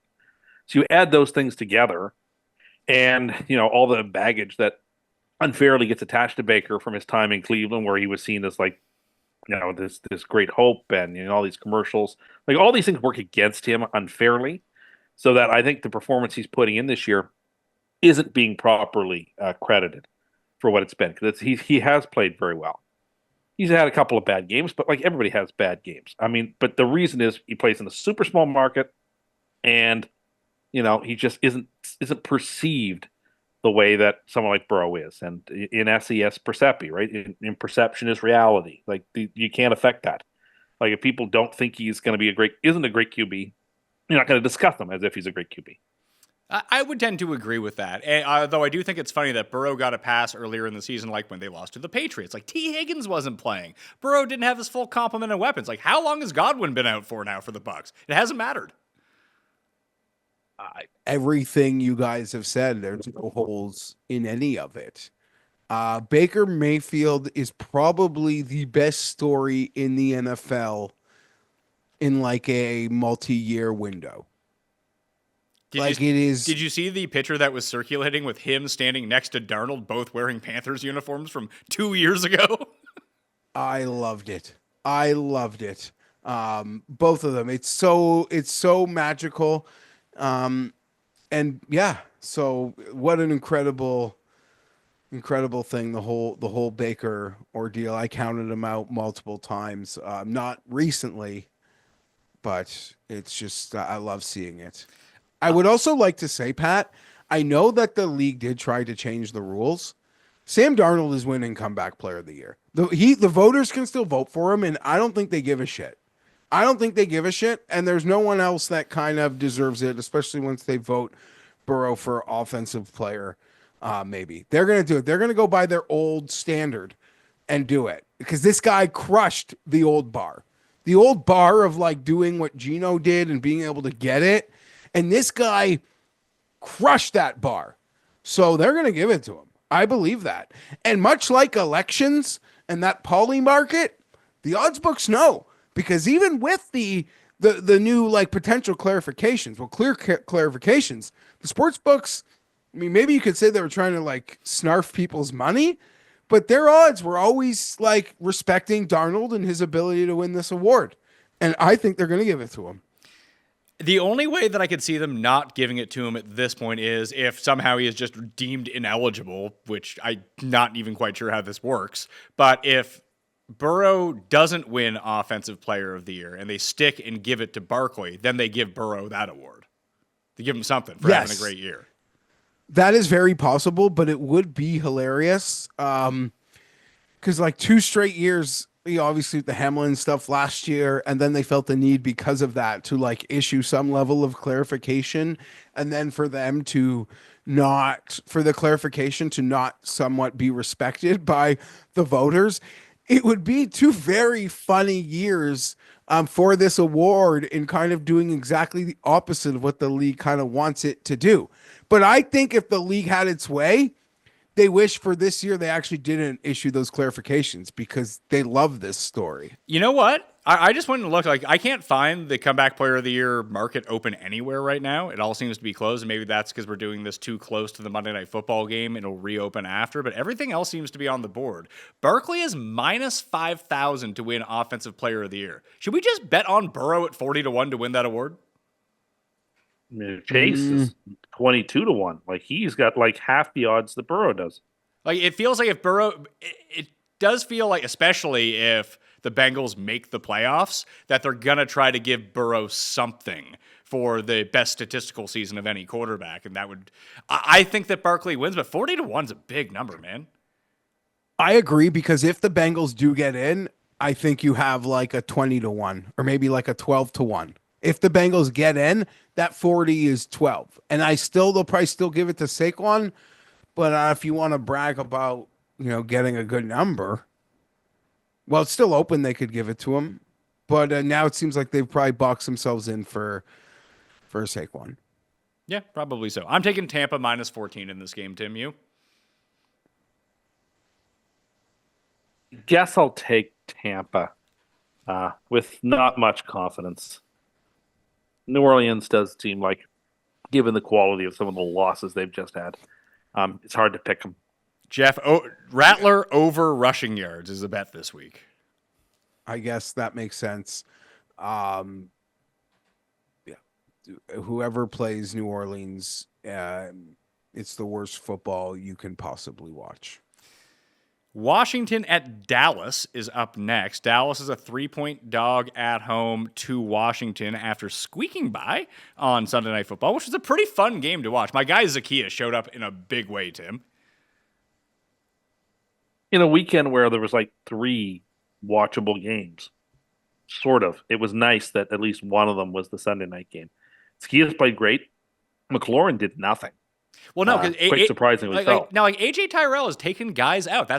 With both Noah and Diami Brown out for that team, Zacchaeus was going to play all the snaps on the other side of a guy who's a lockdown corner. Like, logically, it made a lot of sense. Still, I mean, he's a very, very good receiver, and they took him out of the game. So I didn't see that coming. Do you think they go? Do you think they go full hog here against Dallas to try to get the 6th seed?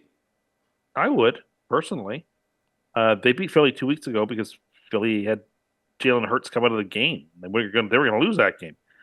And the way the Rams have played since that Lions game doesn't make me nervous or anxious in the least to take my chances of going into SoFi in the first round. So, yeah, were I the Commanders, I would certainly play for the win. I think it's to their advantage to be the 6th seed. And, they could very well avoid Green Bay, avoid the Lions or Vikings for another week and maybe get the Eagles in the second round. Who knows? Yeah, I'm going to take Washington -3 here, Jeff. Just without CeeDee Lamb in the Turpin over rushing yards is another. I'm writing these down now so I don't forget about them. Turpin over rushing yards. He's getting his carries out of the backfield every week. So we'll play those two together. Code Mayo on underdog. You can get yourself a free pick. That's already 6-1. So we're already building here. But without CeeDee Lamb, the offense couldn't move. And it's -3 for us. Yeah, -3. Okay, I'll take that because that doesn't seem like that's what the number will be. I agree. I kind of agree with you. So we ranked the best possible Bills opponent. I do believe that for them, they would want to play Miami again, to a team they've already throttled twice this year, with Denver being in the middle and Cincinnati being last. If you are Washington and you win this game and you get the 6th seed, would you rather go to LA, go to Tampa, or go to Atlanta, Jeff?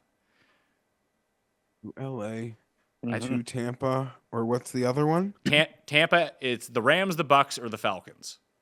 Eagles. No, I guess no, the Falcons. No, it's only the Eagles if they lose.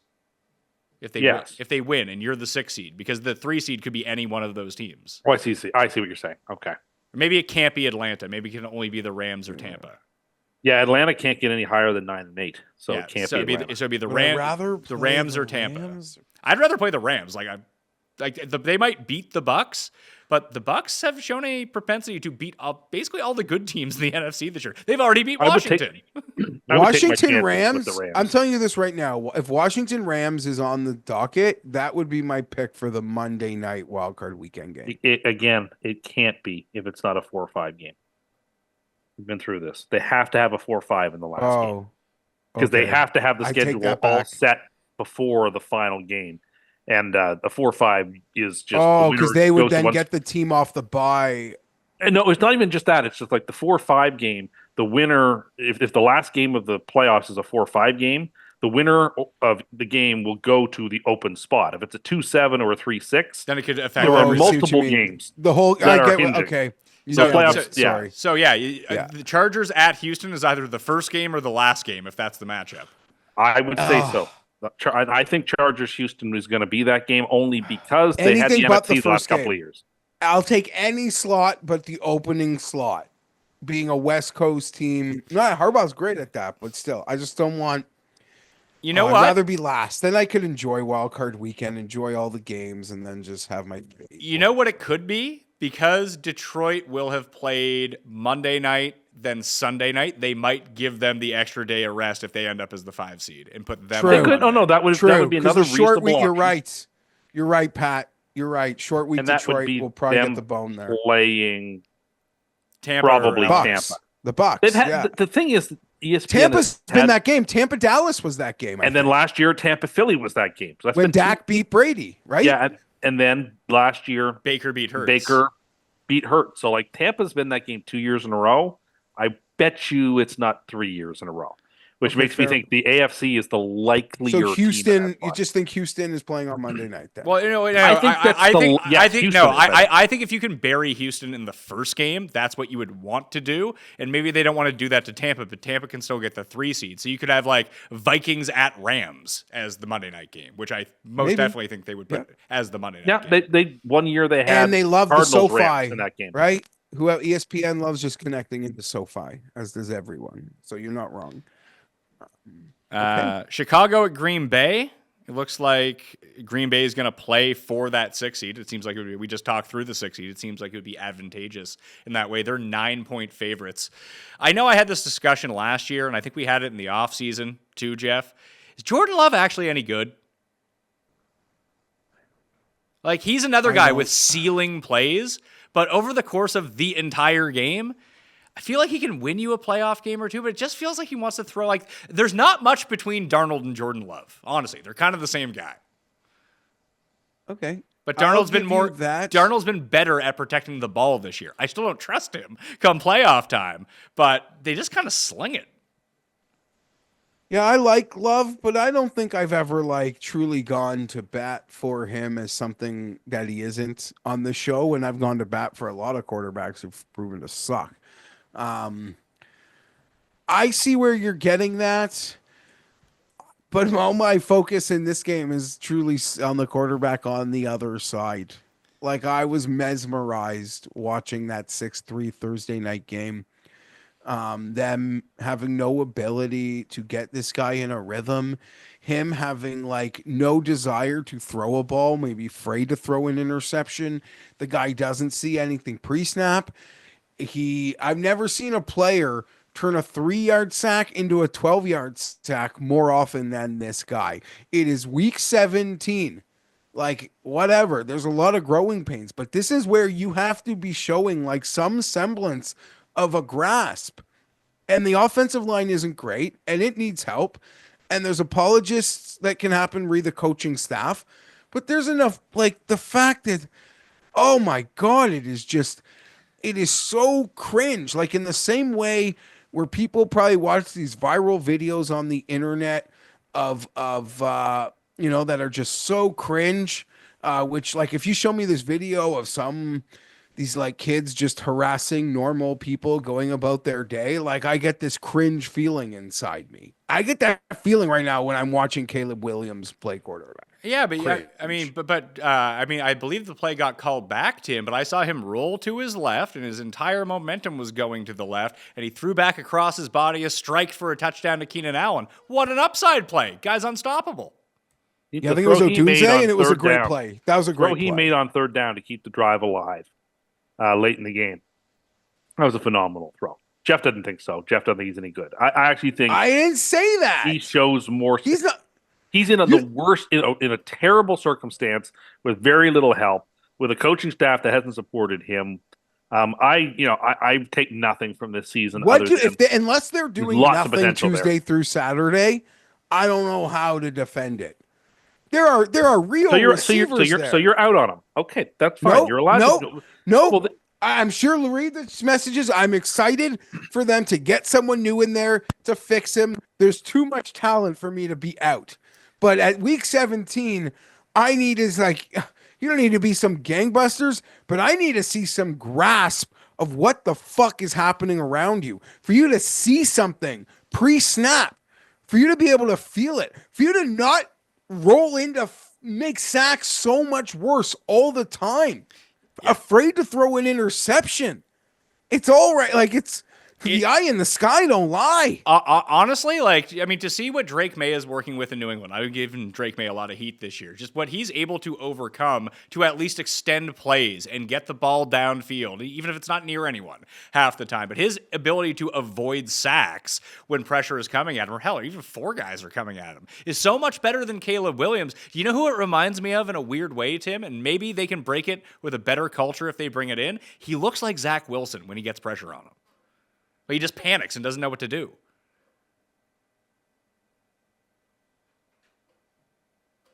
Zach turns the ball over a lot more. True, but because he would throw it instead of taking the sack, but they both ran in. Yeah, so that's why I don't really buy that comp. I think... But it's the same sort of like being frazzled anytime that pressure is coming at you. And Caleb kind of turtles and goes down, whereas Zach Wilson would just like try to flick it over him. And hey, and you even saw the Mahomesian plays, quote to quote you, from Zach Wilson. Yeah, I'm still not giving up on Zach Wilson. I think he could go somewhere and play football a la Darnold or Geno and actually be decent. Baker. Or Baker, for that matter. Or Goff. People have second acts in the NFL as quarterbacks, and they can play great. So it's just a bad year. It's just been a bad year. Don't worry about it. I don't take a whole lot out of the year other than there were some ceiling plays. There was a lot of mismanagement. But Trevor Lawrence was horrific in his first season in the same circumstances. A rookie quarterback has never been in a better situation. Was the off-season talk? No one gave up on Trevor Lawrence when he had a disaster all around him in his rookie season. But everybody's willing to man the lifeboats immediately because it's Caleb Williams. I don't think it's fair. I actually haven't heard that. I haven't heard anyone saying "Hey, Caleb Williams is done. He's cooked. He's no good." It's just they said it 3 weeks ago, and now they just don't even talk about him anymore. He's so yesterday's news. But there's now the conversation one of the most exciting quarterbacks. Can he overcome this? Can you damage a quarterback enough that you can overcome it? Listen, for as much shit as I've given Bryce Young all year, he does look better since he has come back than he did at any other point in his career. I still don't think that he's good, but I wouldn't panic. Eventually you have to panic. Not now. Would you let's say he ends up becoming a Trevor Lawrence type player. I mean, if you were the Jags right now and you've signed Trevor Lawrence to a really long extension, do you feel like really good about that? No, not really. I'm But- gonna. Sorry. gonna But But what No, I else want- can you do? Like, it's not like there's better quarterbacks out there for you to just pick up and play. Like, it's annoying to have to pay good quarterbacks who aren't great, but what are you going to do? okay, so this is really the issue. And sure, Bears fans, like, hope is just the worst thing. The Jets had hope, and nothing is worse than hope because it makes the reality like hurt that much more because of it. But if nothing else, I'm sure a lot of like Bears fans, fair mind, were like, this is ridiculous. This hype is too hard. But if nothing else, we are going to go into next year with like no questions about the quarterback. And I'm not giving up on him, but to think that you are still like that, they're not Bears fans like that are deep gulping this shit, you're out to lunch. Like they do not feel as reassured as they should at this point. You don't even need to make the playoffs. Like you just like going forward. There's a reassurance that this season was supposed to bring at the quarterback play, and I don't think they have that at all. Like they don't have anything close to the semblance that they thought they would have of that. So that's what sucks. What's weird? Well, I saw Pizzola talk about like who they should hire as their next head coach, and I know that everyone wants Ben Johnson, and everyone kind of laughs off Pete Carroll. I think Pete Carroll should be their coach. Make Pete Carroll their coach. They need a culture. At least change the culture in there. Make it like a rah-rah winning culture, whatever it might be. And then go hire some, like, maybe not the top-end coordinators from other teams, but go and find, like, Liam Cohen, who's the OC in Tampa right now. Like, he was a good OC. Where did they find him? I thought they would drop off after Canales left. No, that wasn't the case at all. They found someone who was competent to go do it. If you gave Pete Carroll, like, legitimate offensive and defensive coordinators who weren't also 70 years old, I think that his influence would be good for this team, and that's the only way you can break a cycle like this with the first overall pick, in my mind at least. I totally agree with if it is Carroll, that's how it would work, and he would just be like this overhead figure, and every day would be about him building that culture.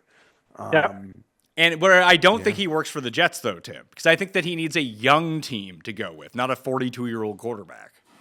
Well, that's only a one-season thing. Like, you can bring in a quarterback and you can mold them. When you're 74 years old, how many seasons do you got to waste? Well, more than one. Like, you're not going to be there for one season. Like, it's okay. Yeah, but you can't do what you want to do until season 2, and then the rebuild starts. But that's okay. You've got an all-time great quarterback there who you can use. I wouldn't worry about that. It's 1 year. Like, it's okay. Everyone can put up with that. Let him do what he wants for a year, and then when it's over, you go ahead with your program. See, that's why none of the good coaches are going to want to take this job. They don't want to just say, you know what, Aaron, do what you got to do. I'll sit over here and listen to Brick. Me and Brick will talk about the next few years. I mean, he may be released anyway, so. There is this question, though, because I think this is really interesting. If the Jets cut Aaron Rodgers, Geoff, and you can sign him to the Russell Wilson deal that the Steelers got this year, there's going to be a team that signs him.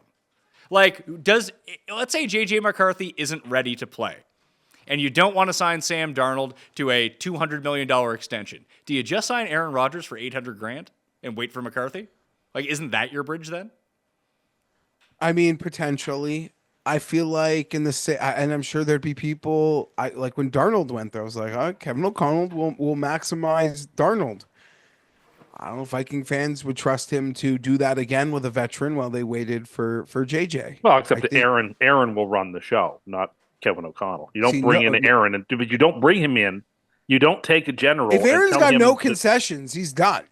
Like if and maybe even lied to Woody about concessions. Maybe. But he's not going to be able to go in there and just be a good soldier. But if Aaron Rodgers is supposed to be a sourpuss when they decide to give the ball to J.J. McCarthy, then you're done. Like the diva, in the same way, him being a backup quarterback is as attractive to an NFL organization as was Tim Tebow. Okay, it is one thing to put it up. It's one thing to put up with the nonsense from the starter.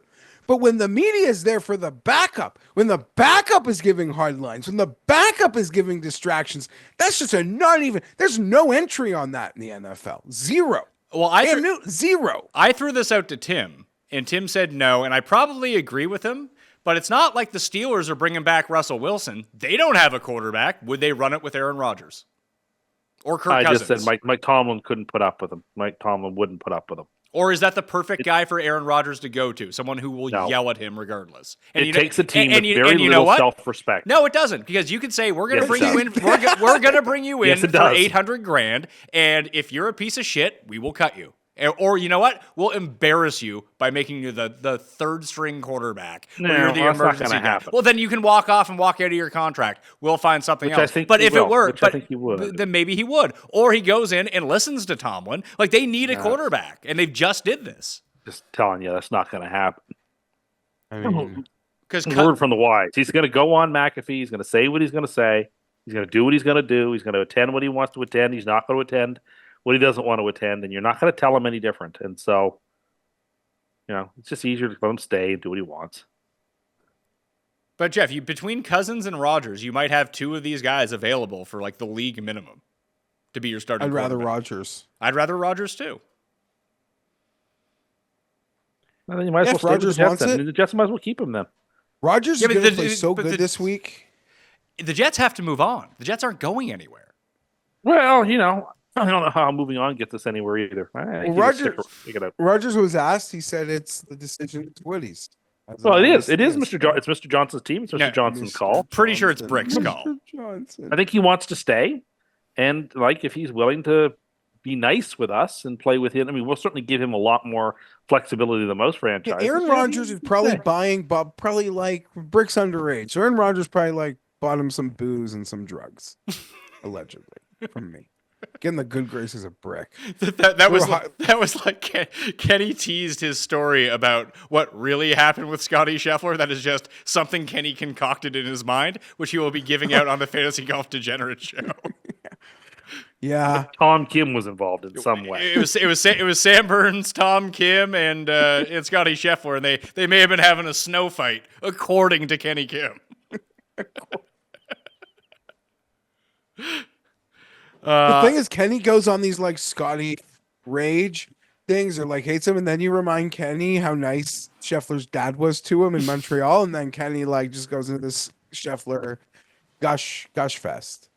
So Green Bay can play itself up to. I want to see Green Bay be the 7 seed because I think Green Bay can beat Philly, and I think that's just a more interesting first round matchup. I would agree with that. I don't like their chances. I mean, Philly would certainly take them, but they'd be more competitive than Washington would be. I do agree. Yeah, and that's where I'm at. I want to see the most competitive first-round games, and I think that a Washington Rams, Washington Tampa, Washington Atlanta type game, or just one of those two games, I think that's just more fun. And I would like to see, listen, I like Tampa and everything, but seeing Jaden Daniels go to the second round, even if they get waxed by whoever in the second round, they get waxed by the Eagles or something like that, who cares? I think that's a really fun story for the NFL.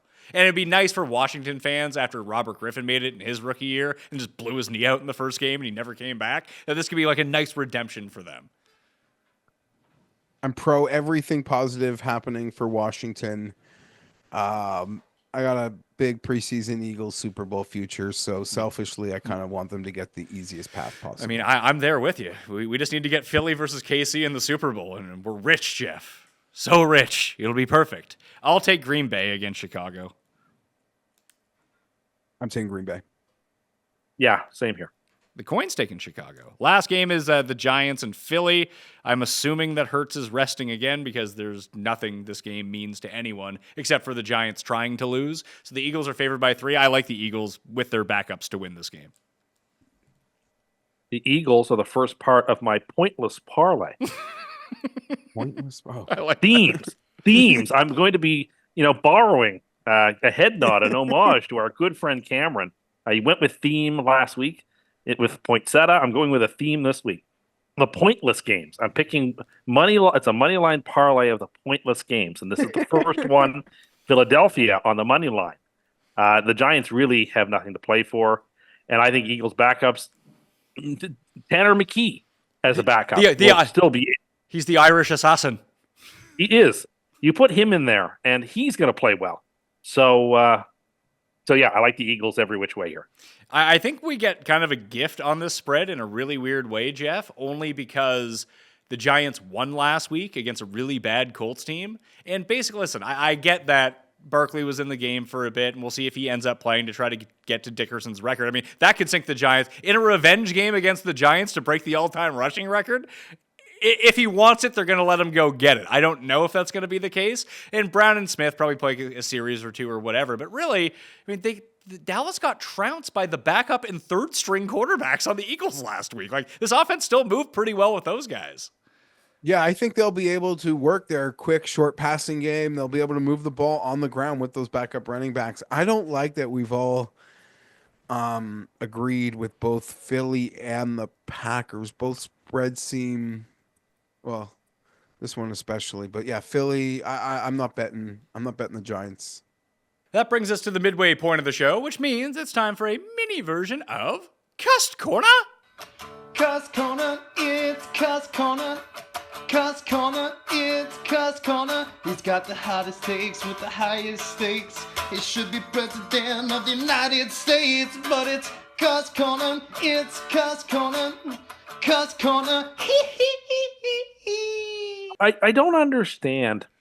Maybe I didn't. I still don't understand what the appeal is of going out on New Year's Eve is. What's the point? What's the like? What is the purpose of it? It's marking an arbitrary point in time. It's always busy. It's cold. It's crowded. People who don't often drink are sometimes drinking to excess, and that's no fun to be around. Like New Year's Day is a far superior day to do things. You're off. There's football on. It's a holiday.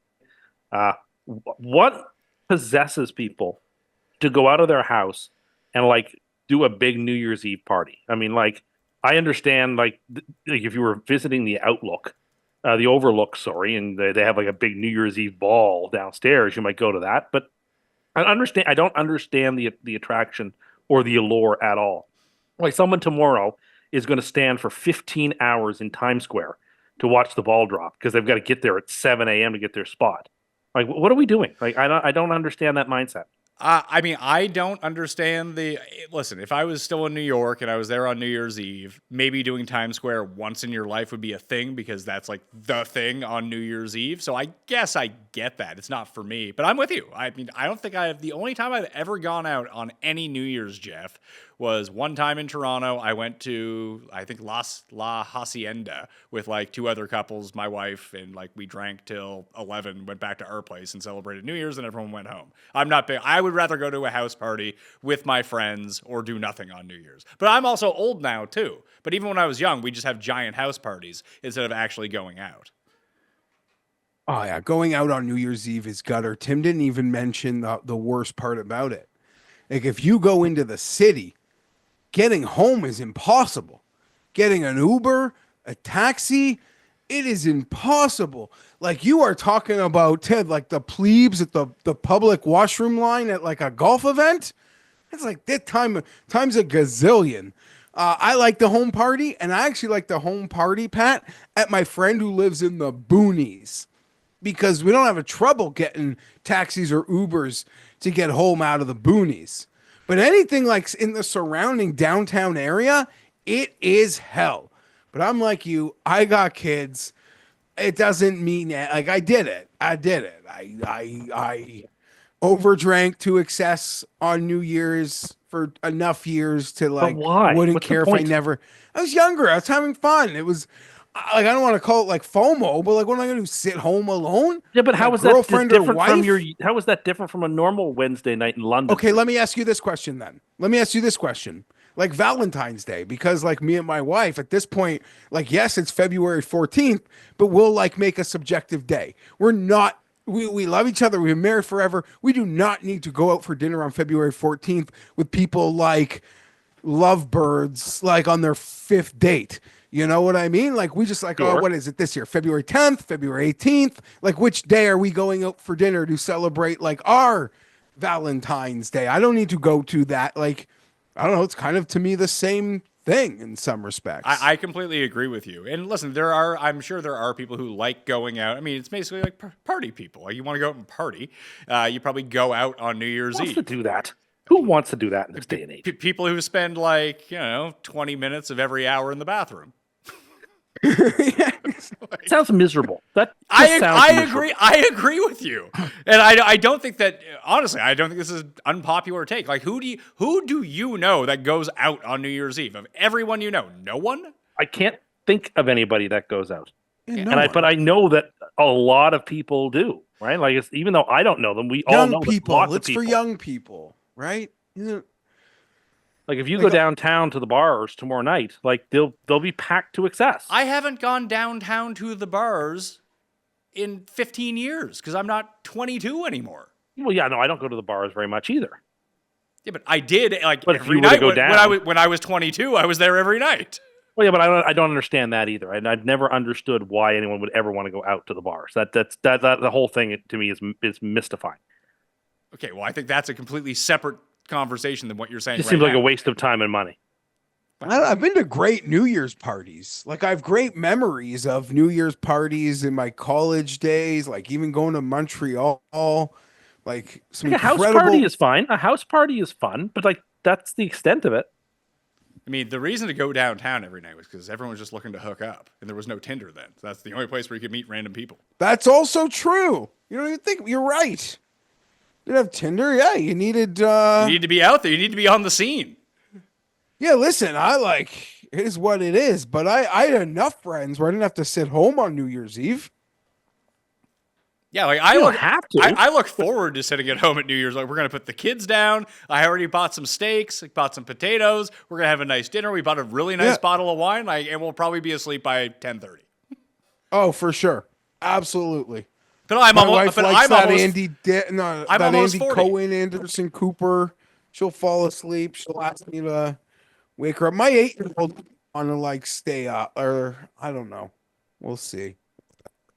Yeah, But I've checked out. I'm retired from New Year's Eve partying unless my friend is opening a house. But I don't want to be the person opening my house. No, I've hosted a few New Year's parties in the past. Actually, my favorite New Year's party was it was our third year in college.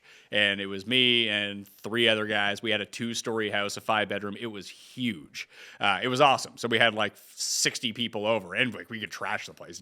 It was not very kempt, put it that way, most of the time. But I still remember our buddy Yan, who's in here on Sunday night sometimes, sitting in the background. You never see it, but you can hear him laughing.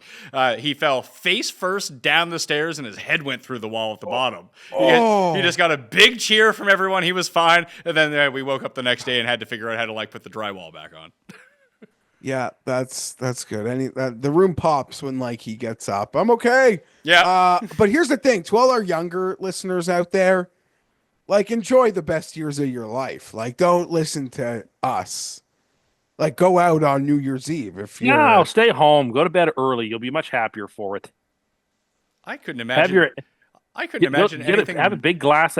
Go have a big glass of AG1 and go to bed at 9:30. good promo. I'm serious. You will be far happier for it. There are better days and better times to go out partying than New Year's Eve. Well, the one thing that you're missing with all of this but is that New Year's Eve is a designated time for all the people, especially when you get older. It becomes there are only so many times throughout the course of the year that everyone will actually get together, and this is one of those days.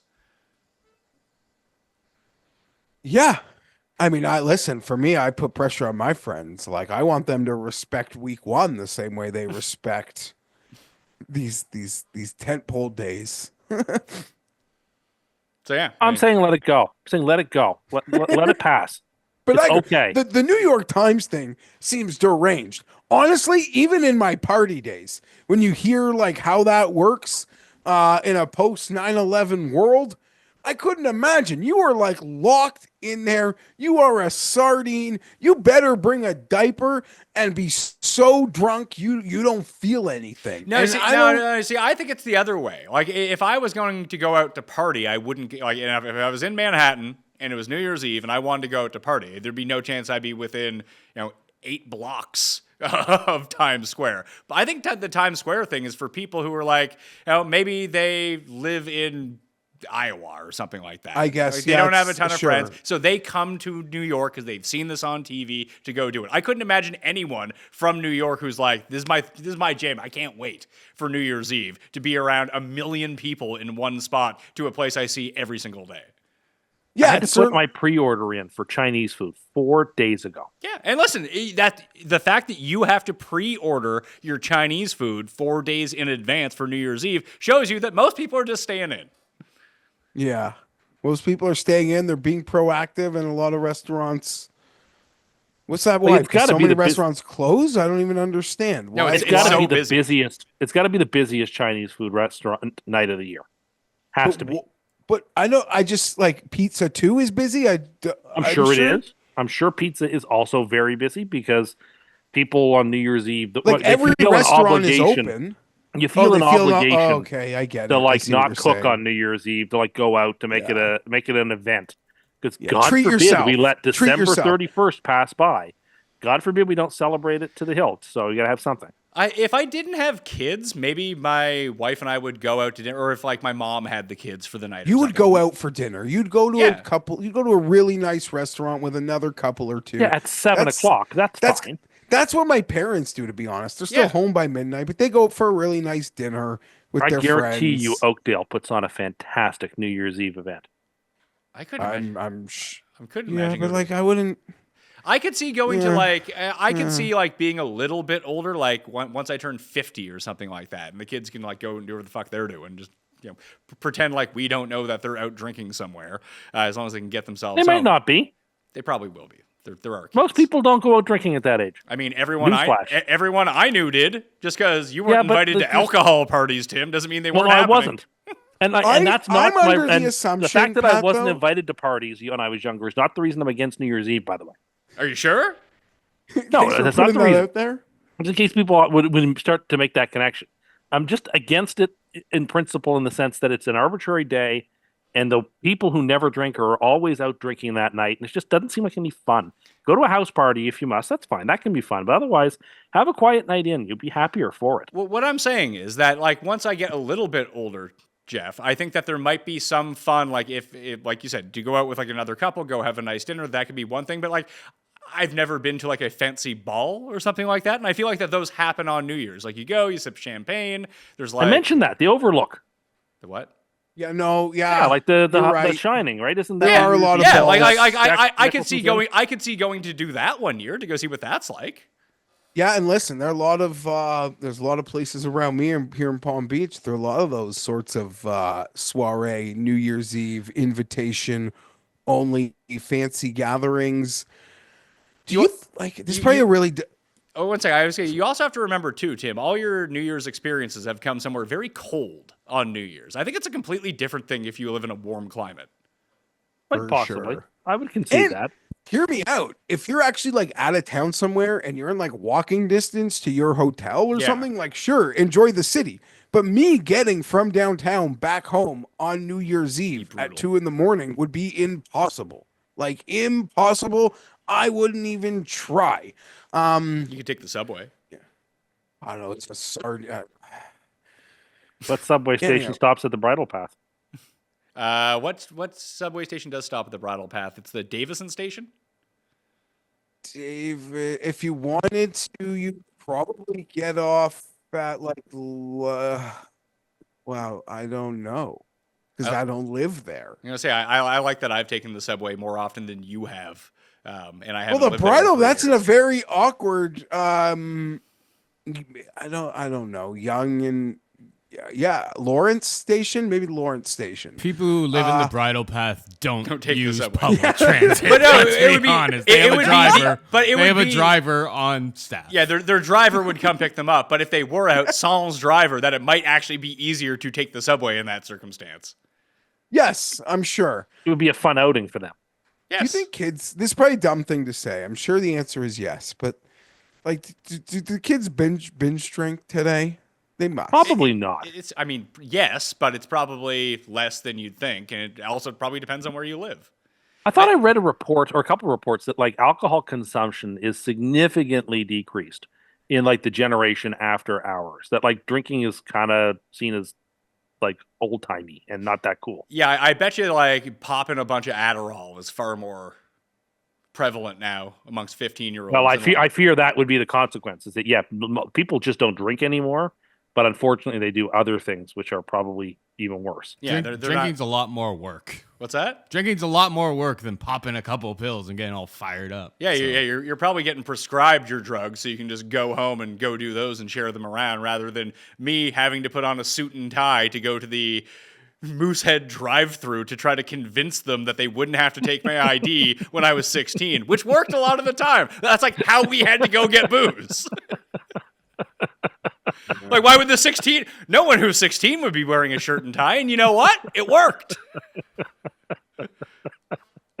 We were in. Yeah, You're you're Imagining the mental image. I can just see you now in the car doing that. It's funny. Yeah, well, it happened. So, but hey, it was very Tim, very difficult to get booze until you knew someone with a rock solid fake ID. Yeah, booze is sort of like passe. According A to little you. bit. I mean, you said you. No, not according to me. you- There's you- some studies that suggest this. You read one headline on the internet, and now you think that's fact? Well, it's not like that people are teetotalers, don't get me wrong, but it's just like it seems like the levels have gone down. It's seen as like less cool. I mean, I think it depends on where you're at too, and like where they're taking it from. Where we live, Tim, kids are drinking. That's the culture here. People drink. I'm dubious. Again, because you didn't, doesn't mean it's not happening. Did you? I mean, this is an important question. Have you scouted out McDonald's hours for New Year's Day, for New Year's Eve? Like, Not for come New Year's on. Eve because I'm getting Chinese food, as I mentioned earlier, for New Year's Eve. So that's looked after, and I ordered a large portion. Okay, but are you going so- on a reconnaissance mission tomorrow? Hadn't thought of it for New Year's Day, but I got nothing for New Year's Day, so I probably do need That's to like find the out. Christmas Day. Like it's on the door. It was probably on the door with the hours were probably on the Probably same was, but I sign wasn't as the even looking. Christmas Day sign. I was looking for Christmas Day, which, by the way, thank goodness, one was open, and not anyway. It worked out. I'm glad that it was open. I was able to eat something earlier in the day. So then you should probably be confident that same location will probably. Yeah, if also you're open be Christmas, you're 100% open New Year's. Yeah, Question Yeah, for some you. chicken McNuggets hit the spot at like 11 o'clock in the morning. good for you, buddy. Question for you. In your mega mansion that you're building for like $30 or whatever it is, in your ballroom, dream house? Yeah, in your dream house, with giant ballroom that you rent out, would you go to the fancy New Year's Eve ball that was being hosted in that ballroom, or would you just Question. stay away from it? But I wouldn't you probably would- host that party? No, I like the idea of like hosting parties that I don't attend, and like You're having Gatsby. Like this mysterious, like oh my Yeah, god. like- You just want to I be feel like- you do smell of. I mean, for as old timey as you seem, you reek of new money, Tim. Like listen, old you would sport. you would throw this huge soiree, and it'd be a mystery as to who threw it. And you I wouldn't would even show up. I would spend my evening in my chambers in the other wing of the dream house, while party goers went to the ballroom. Perhaps I could make a quick appearance, but I prefer to be more like the Wizard of Oz or Snuffleupagus. You know, like not seen.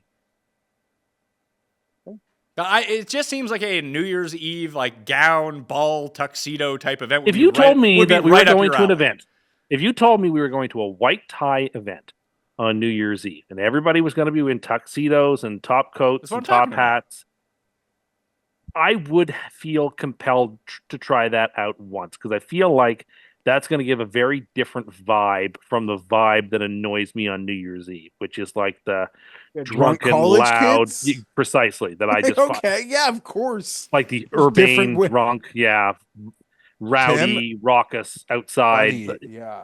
yeah, I, like buddy. like a I could high show you- class, like a high class white tie. Like the event on pictures New out of Year's Eve. Mar-a-Lago on New Year's Eve. High society. To swing, but actually high society. to swing, Okay, That's what I'm sure. talking about. We'll go to the Breakers. to swing this back, Jeff, what Tim is talking about is actually one of my favorite events of the year. There's a local club here that hosts something called, I mean, Canadians would know this. You know what Big Shiny Tunes is, right? Oh, the best. course. Yeah, The best. Of course. Number two One and number three were the yeah. 3 was great too. No, two. One, was the two, and best. 3 are 2 was the like best. I 2 was the best by identify far. with that shit. 2 Yeah. or 3, it's close. Listen, But that, like, when you, that stuff- if you want to jam out to like Aeroplane by Red Hot Chili Peppers, you be you. I don't need that in my I life. like the Red Hot Chili Peppers. I don't care. I like the Chili Peppers too. I don't like Aeroplane, but you give me some Smash Mouth and Sugar Ray and the Prodigy and Song 2 off number 2. Smash Mouth. Now we're Smash talking. Mouth. Smash Man. Mouth is so bad. Oh, they're bad. Walking on the Sun was a fucking jam back in the day. Oh, when that came out. it was good the first 5,000 times I heard it. Yeah, and you know what? In 1997, those were the first 5,000 times I heard it. Yeah. That was great the first few times I heard it. And but anyway. and you know when But it's I was of the age to have the Smash Mouth sensibilities, so that shit worked for me back then. But for so sure. so the whole night is put on. They do a back-to-back shows. They do Big Shiny Tunes night, and the local performers and like people in bands or whatever, they like rotate through and they just play songs from like the first 5 Big Shiny Tunes. It's fucking awesome. But the entire crowd is between like 35 and 43. And if you want to see people who show up to somewhere who haven't drank in a while, that is your place. There's it's like the scene in Gone with the Wind when they do the big crane shot over all the dead bodies on the field. People are just fucking out of it. I wrong. 100% believe that. I my can see it totally. tolerance, yeah, my tolerance is in the toilet. Like 2.5 drinks, I'm out. Not out. Like we're feeling it. We're giving her. Like for our older than us listeners, they basically like half the people there look like Phil from Wayne's World when they encounter him on the first night. You're also, it does make sense because like when you're older, Pat, like there'll be so many more nights, like when the kids are gone or something, where You give it. yeah, you might just give it more, even giving it at home. But now it's like when you finally get the kids to bed, like 1.5 drinks, like I'm done. Like I don't even need much. Like a drink and a joint. Like we'll see you tomorrow. I agree with you. Let's get back to the next set of games. Sunday Night Football is the best There's been game. very little football. There's been very little football on this show. It's week 18, Tim. We have That means there's 16 games. yeah, You have a pointless parlay. Oh yeah, I still have many legs of the pointless parlay to go. Minnesota and Detroit. Detroit's a 2.5 point favorite. Obviously, we have not seen them play on Monday Night Football. However, I like the Lions to win this game and be the 1 seed. I feel I like do too. The I feel like we'd be cheated if it didn't happen that way. Like this year has been Detroit's year. They've been the main character of the 2024 NFL season. And it would feel really weird if they didn't have the 1 seed. If that somehow was like stolen from them. I mean, it wouldn't be stolen. I mean, the Vikings earned it, but like taken from them at the last minute, and then like they're a wild card team. It was just, sports are not written or anything, but it just does feel like this is Detroit's special Cinderella year, and them losing this game would be very foreign. So to me, it would make no sense to the way we understand sports unfolding as drama. So I have to take Detroit just on that principle. Just Detroit. I almost feel- Hold on, Jeff. Detroit getting less than a field goal at home, even though on paper Minnesota is probably better than them right now, especially when you look at the Lions' defense. Here's the big thing, though, Jeff. Minnesota, over the course of the last week, I won a ton of money on Minnesota on Sunday. We had to sweat it a little bit towards the end, but it all came through. They're better than Green Bay. But what has happened over the last 24 hours, especially if Detroit loses this game on Monday night, which is inconsequential to what actually happens for the 1 seed, is everyone believes in Minnesota now, Jeff. That's not where Minnesota wants to be.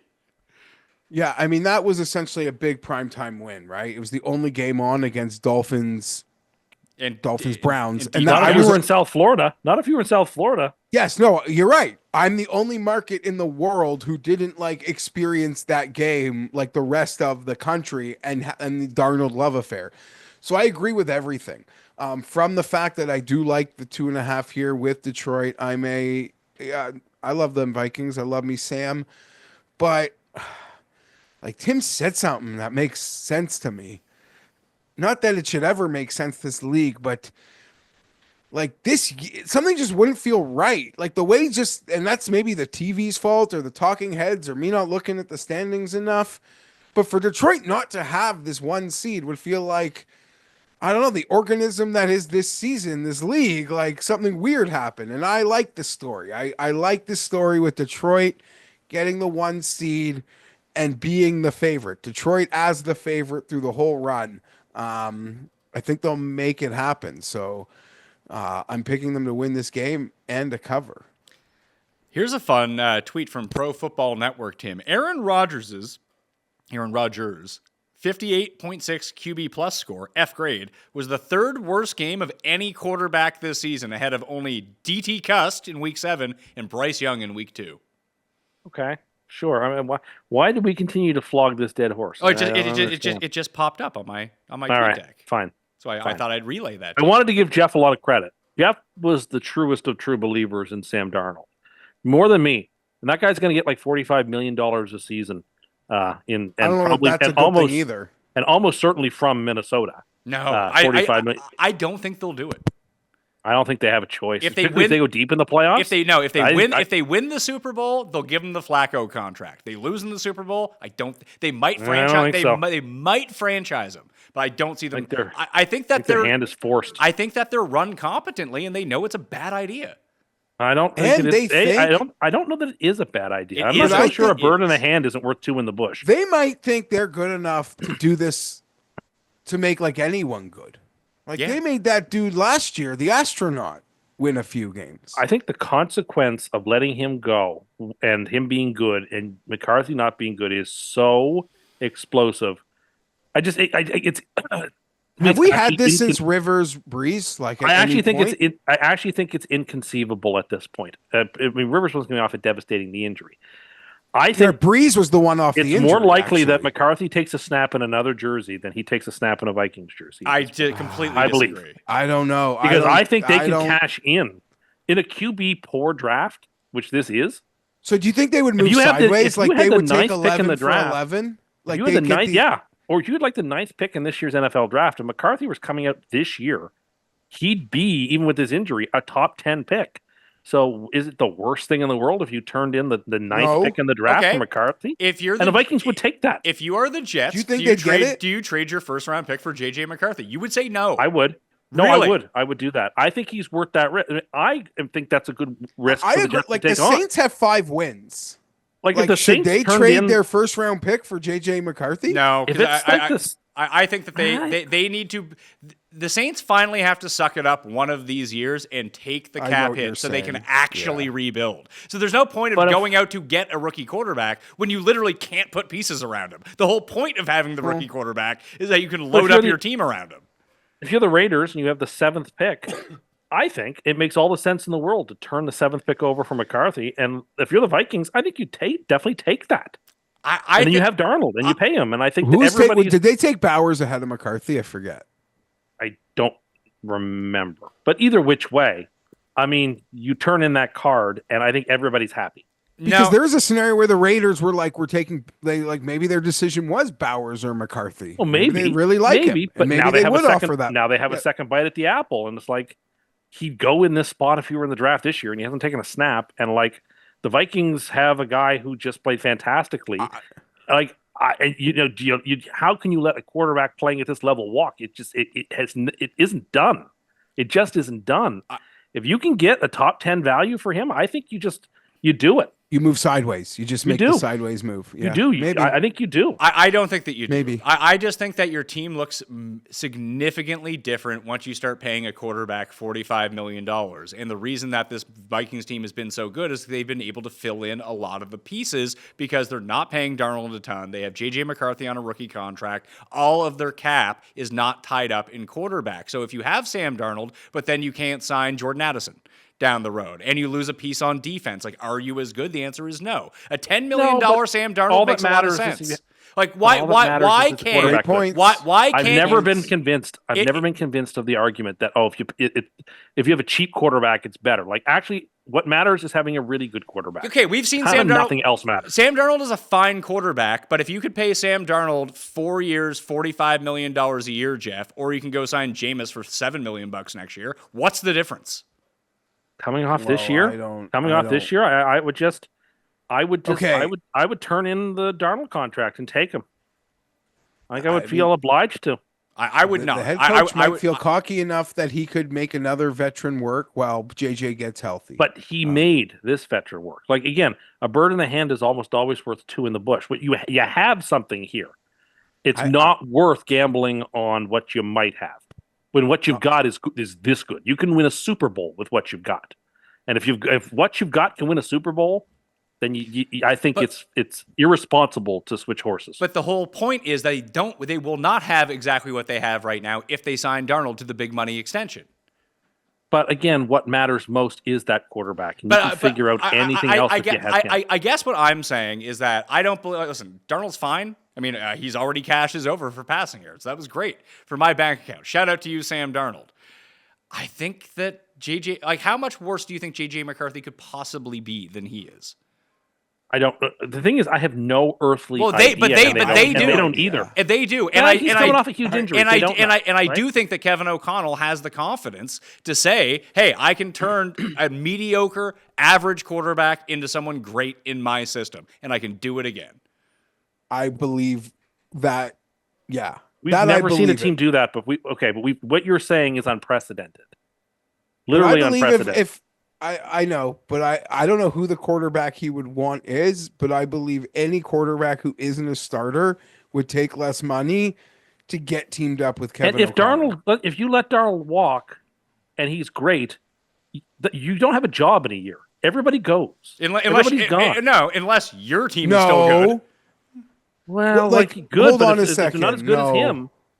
No. You're going to be like Homer with those Greyhounds that you sold. No, listen. You could have given up Breeze and had Rivers. Yeah, this all gets settled for them when Darnold throws like 3 picks in the first round. Well, I almost wonder if they wouldn't hate that. Obviously, they want to win the Super Bowl. I think they would. Obviously, they want to win the Super Bowl. But if they want to win the Super Bowl, but if they don't win the Super Bowl, I think they want to lose a game in the playoffs because Darnold self-combust. Because the amount of pressure that is going to be on that front office to make a decision, because I really don't think franchising is an option at that price with a guaranteed contract. And then if he's really good on the franchise contract, hold on. Franchising him for big money is a terrible idea, but giving him a long-term extension for big money is a great idea?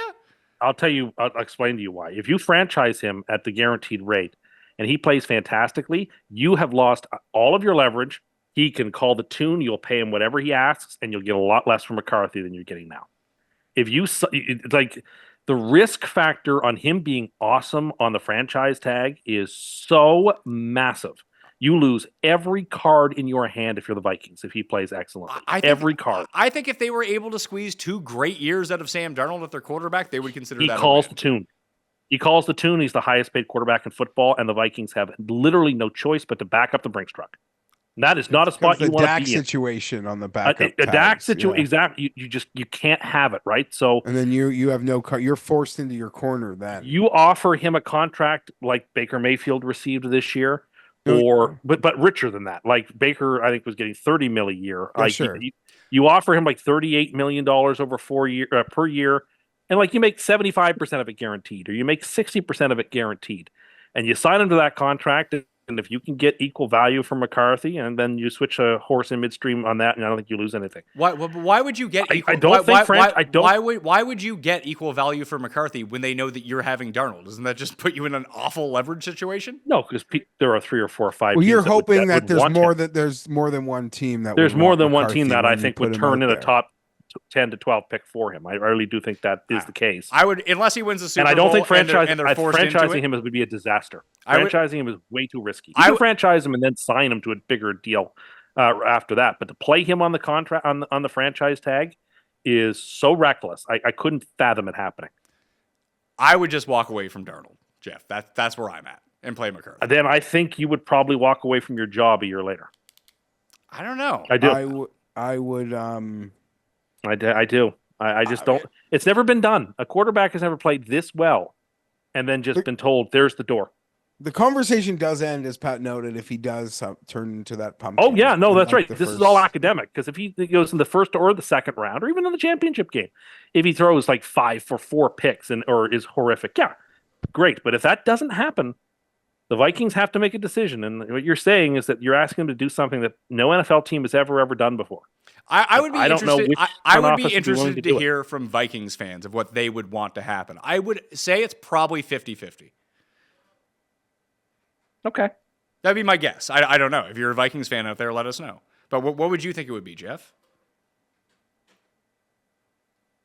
Yeah, 50-50 seems fair. I say more like 55-45. He's not back. I don't think he's going to be back unless he accepts some sort of like really cheap deal, which he won't. But I don't think. But I don't think that there's really a market for Sam Darnold. Is the weird thing. He will get the Jared Goff contract on the free market. From who? Like you always say this. From who? The Raiders, Someone. the Well, but Titans. Like, the- there are teams out there that need a quarterback who will pay it. The Raiders might be the one. The but Giants. the The Giants Giants are will pay it. The Giants are going to be the fourth pick. They're not getting a quarterback. I don't think that. I mean, maybe their franchise is so stupid they would do that. But putting And Sam honestly, him with Daboll, I actually kind of like that. That might actually be a really nice putting circumstance to be in. anyone behind that terrible until you fix that offensive line, no quarterback is going to be good. You'll have the fourth pick in the draft, and there's a lot of good tackles in this draft. One You can guy select doesn't one. fix an entire offensive line, Tim. No, but it's a great start, and he has some good receivers in New York. Like, I think the Giants would pay him what he wanted, and if not the Giants, there's like 4 or 5 other teams that would pay him what he wanted. I think that the Jameis looming out there as the cheaper Darnold option on a shorter deal for less money becomes far more attractive to a lot of these teams as a I break. think you're really I don't think disrespecting I the don't- season that Sam Darnold is having. I think Like, that the year he's having is astronomical. I think listen, Jameis- he's having a great year. I think people attribute all of this, and when you see that when he wins Coach of the Year, to Kevin O'Connell. O'Connell's done a great job. But at the same token, it's the quarterback who's making the throws, and he would still be with O'Connell if you kept him. I mean, this is And, the like, this is wouldn't the that be same great? this is the same coach who coached Kirk Cousins to being the league leader in passer before he Kirk got hurt Cousins- last year.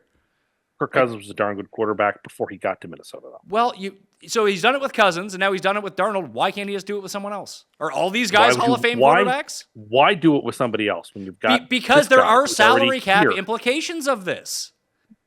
Those are secondary to They the aren't. quarterback, If you can get the same quarterback's all that matters. if you can get the same quarterback play out of some random guy of equal don't know talent, well, they didn't know with Darnold either, but apparently they did because they went out and got him. I don't know that anybody out there can hit this level, this height. I don't know that McCarthy's height is ceiling is this. Well, you've Probably made isn't. Paul Almost bored. nobody's You've is. made Paul so bored he's muttering to himself behind the camera. Move on. I'm boys. sorry, Paul. I'm sorry, Paul, that we're not talking more Buffalo Bills football. I apologize. Well, I mean, at the end of the show, you'll complain about how we went on too long, but you just railed on to try to win an argument for 30 minutes about Sam Darnold and how much he's going to get paid.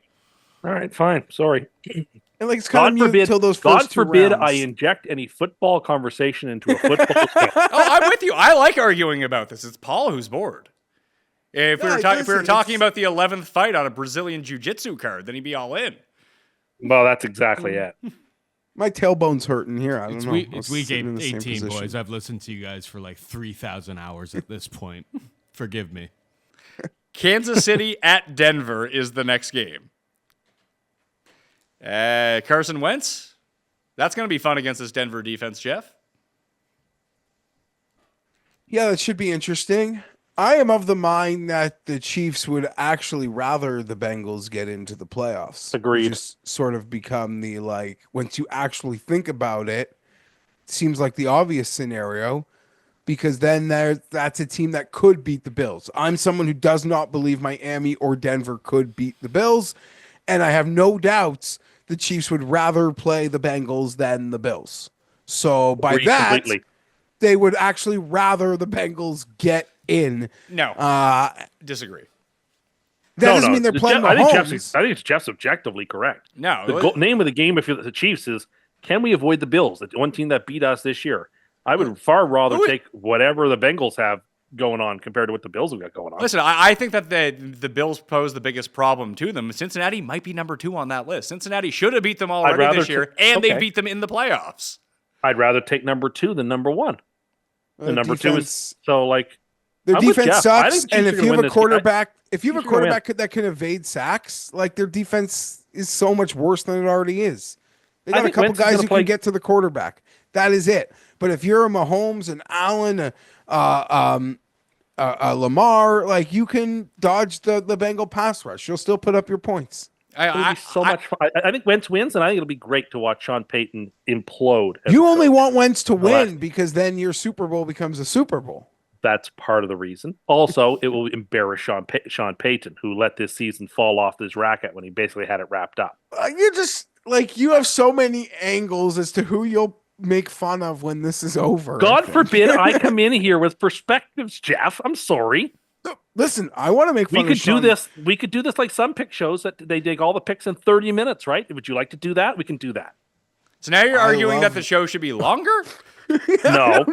But I'm just saying, if we're going to have a show, we're going to talk about the games in some depth. Let's talk about the games. Well, Instead, I start expressing my opinion. I'm just like, oh, you have so many angles. Well, I'm sorry. Well, No, thought I was supposed to have angles. I believe what he's saying is that you have certain angles for certain people that you will die on that hill. That there's only actually one outcome that you want to see. So all other analysis has to revolve around that. Yes, thank you, Pat. Don't get me wrong. Like I have my biases, how this would like to play out. Like if Denver collapses, I'll giggle.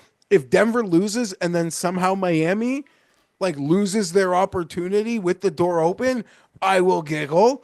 Yeah. So I don't know. There's a lot going on here, but I think Denver's going to win. I think their defense is good enough to do it. They're much better team. Last year, the Chiefs beat the Easton Stick, Geoff Smith Chargers, which helped us get the draft pick, which was helpful. It's Sean Payton, Bo Nix. Like they do way too much. They will beat the backups. I'm going to take KC plus 10, but I agree with you that Denver wins. I like the Chiefs. I'm taking 10 points, but I was just speaking in terms of How this turns winning. out. But here's why I think that Kansas City would rather have Denver obviously they'd want Miami in the playoffs. I mean, if you think You think Denver can win the game? I think Denver has a chance of beating the Bills. I don't think that Miami. I mean, obviously Miami does. It would probably be like in my mind like a 10% chance. Denver would have like a 25% chance, and Cincinnati have like a 40% chance, something like that. The problem is if you let Cincinnati into the playoffs and you're the Chiefs, it's another team that can beat you too. But they're not as good as the Bills. And if you see the Bengals Correct. instead of the Bills, I think you see that as a net positive to 100%. your chances of winning the Super Bowl. Because you can't, you won't have to. You play can't them play both. because they'll play each other. So if you had to pick your poison, you'll take Cincinnati 10 times out of 10 over Buffalo. Yeah, but if Cincinnati beats Buffalo, the Chiefs are happy, I think. Yeah, but if you let in Miami and the Bills steamroll Miami, they could just lose to Baltimore the next week, and then you have to play Baltimore. Which is no great shakes either. I think I would Yeah, rather Okay, play, then I'd you know rather play the Bengals you in know what? Baltimore. Let's just have all the good teams in the playoffs. That's what I'd just like to play all the good teams. Like put in the bad teams. That's who you want to play. No, listen, the wins count. The games count. This fucking group lost to the Patriots. Shame on them. Zach Taylor, shame on that guy. Shame on him. What a horrible coach. The whole league is so lucky that Mike Brown is so cheap that they won't do anything about it. That coach sucks. He will continue to hold back that franchise. But I will stand by my claim that the Chiefs, in totality, have no issues with the Bengals making it in, because if they see the Bengals, it means they're not seeing the Bills, and that is a net positive. The second half of the show got real spicy. I like it. Chargers at Raiders. What do we got here? 5.5? 5.5. Do you take the Raiders just on the chance that the Chargers might not have to do anything here, Jeff?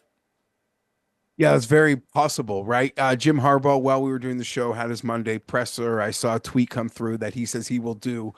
He pretty much alluded to the fact that if they're playing for nothing, he'll do what's in the best interests of the team and the players, which would mean sitting no one. I don't like this game because,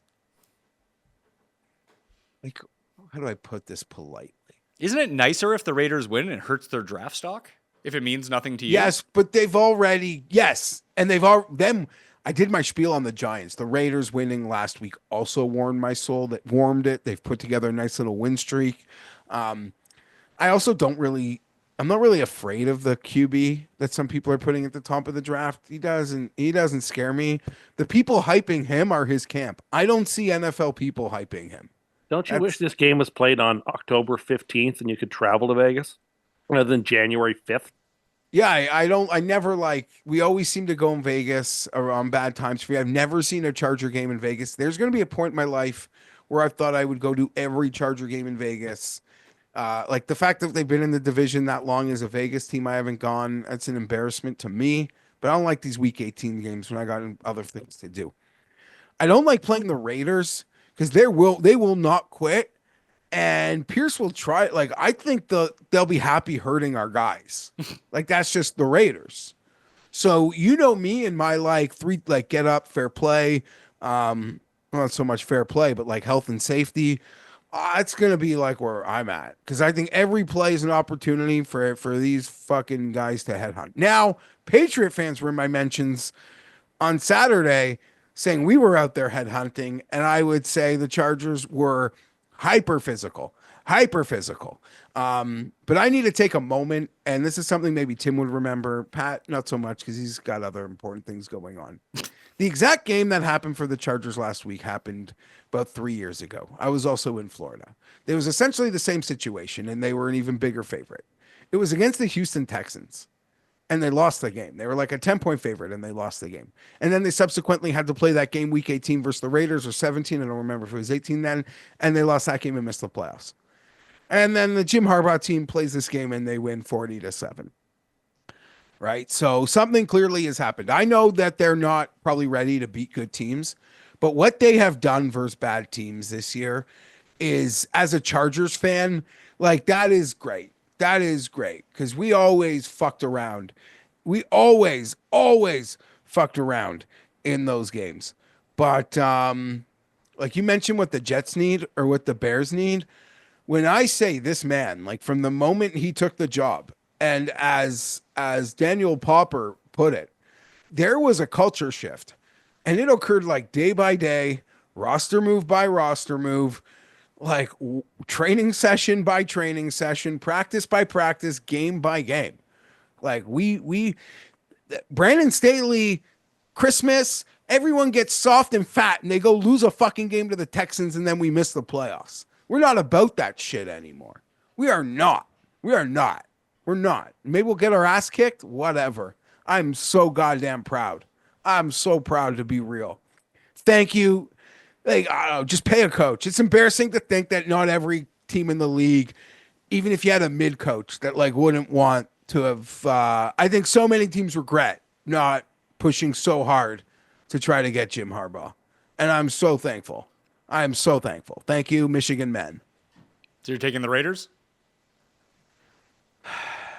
Sure, whatever worked for me last week. Oh yeah, I got shit in the comp, but people were mad I took the Patriots because they lost 47. Maybe that's just because I have PTSD and I'm broken. Taking the Raiders as well.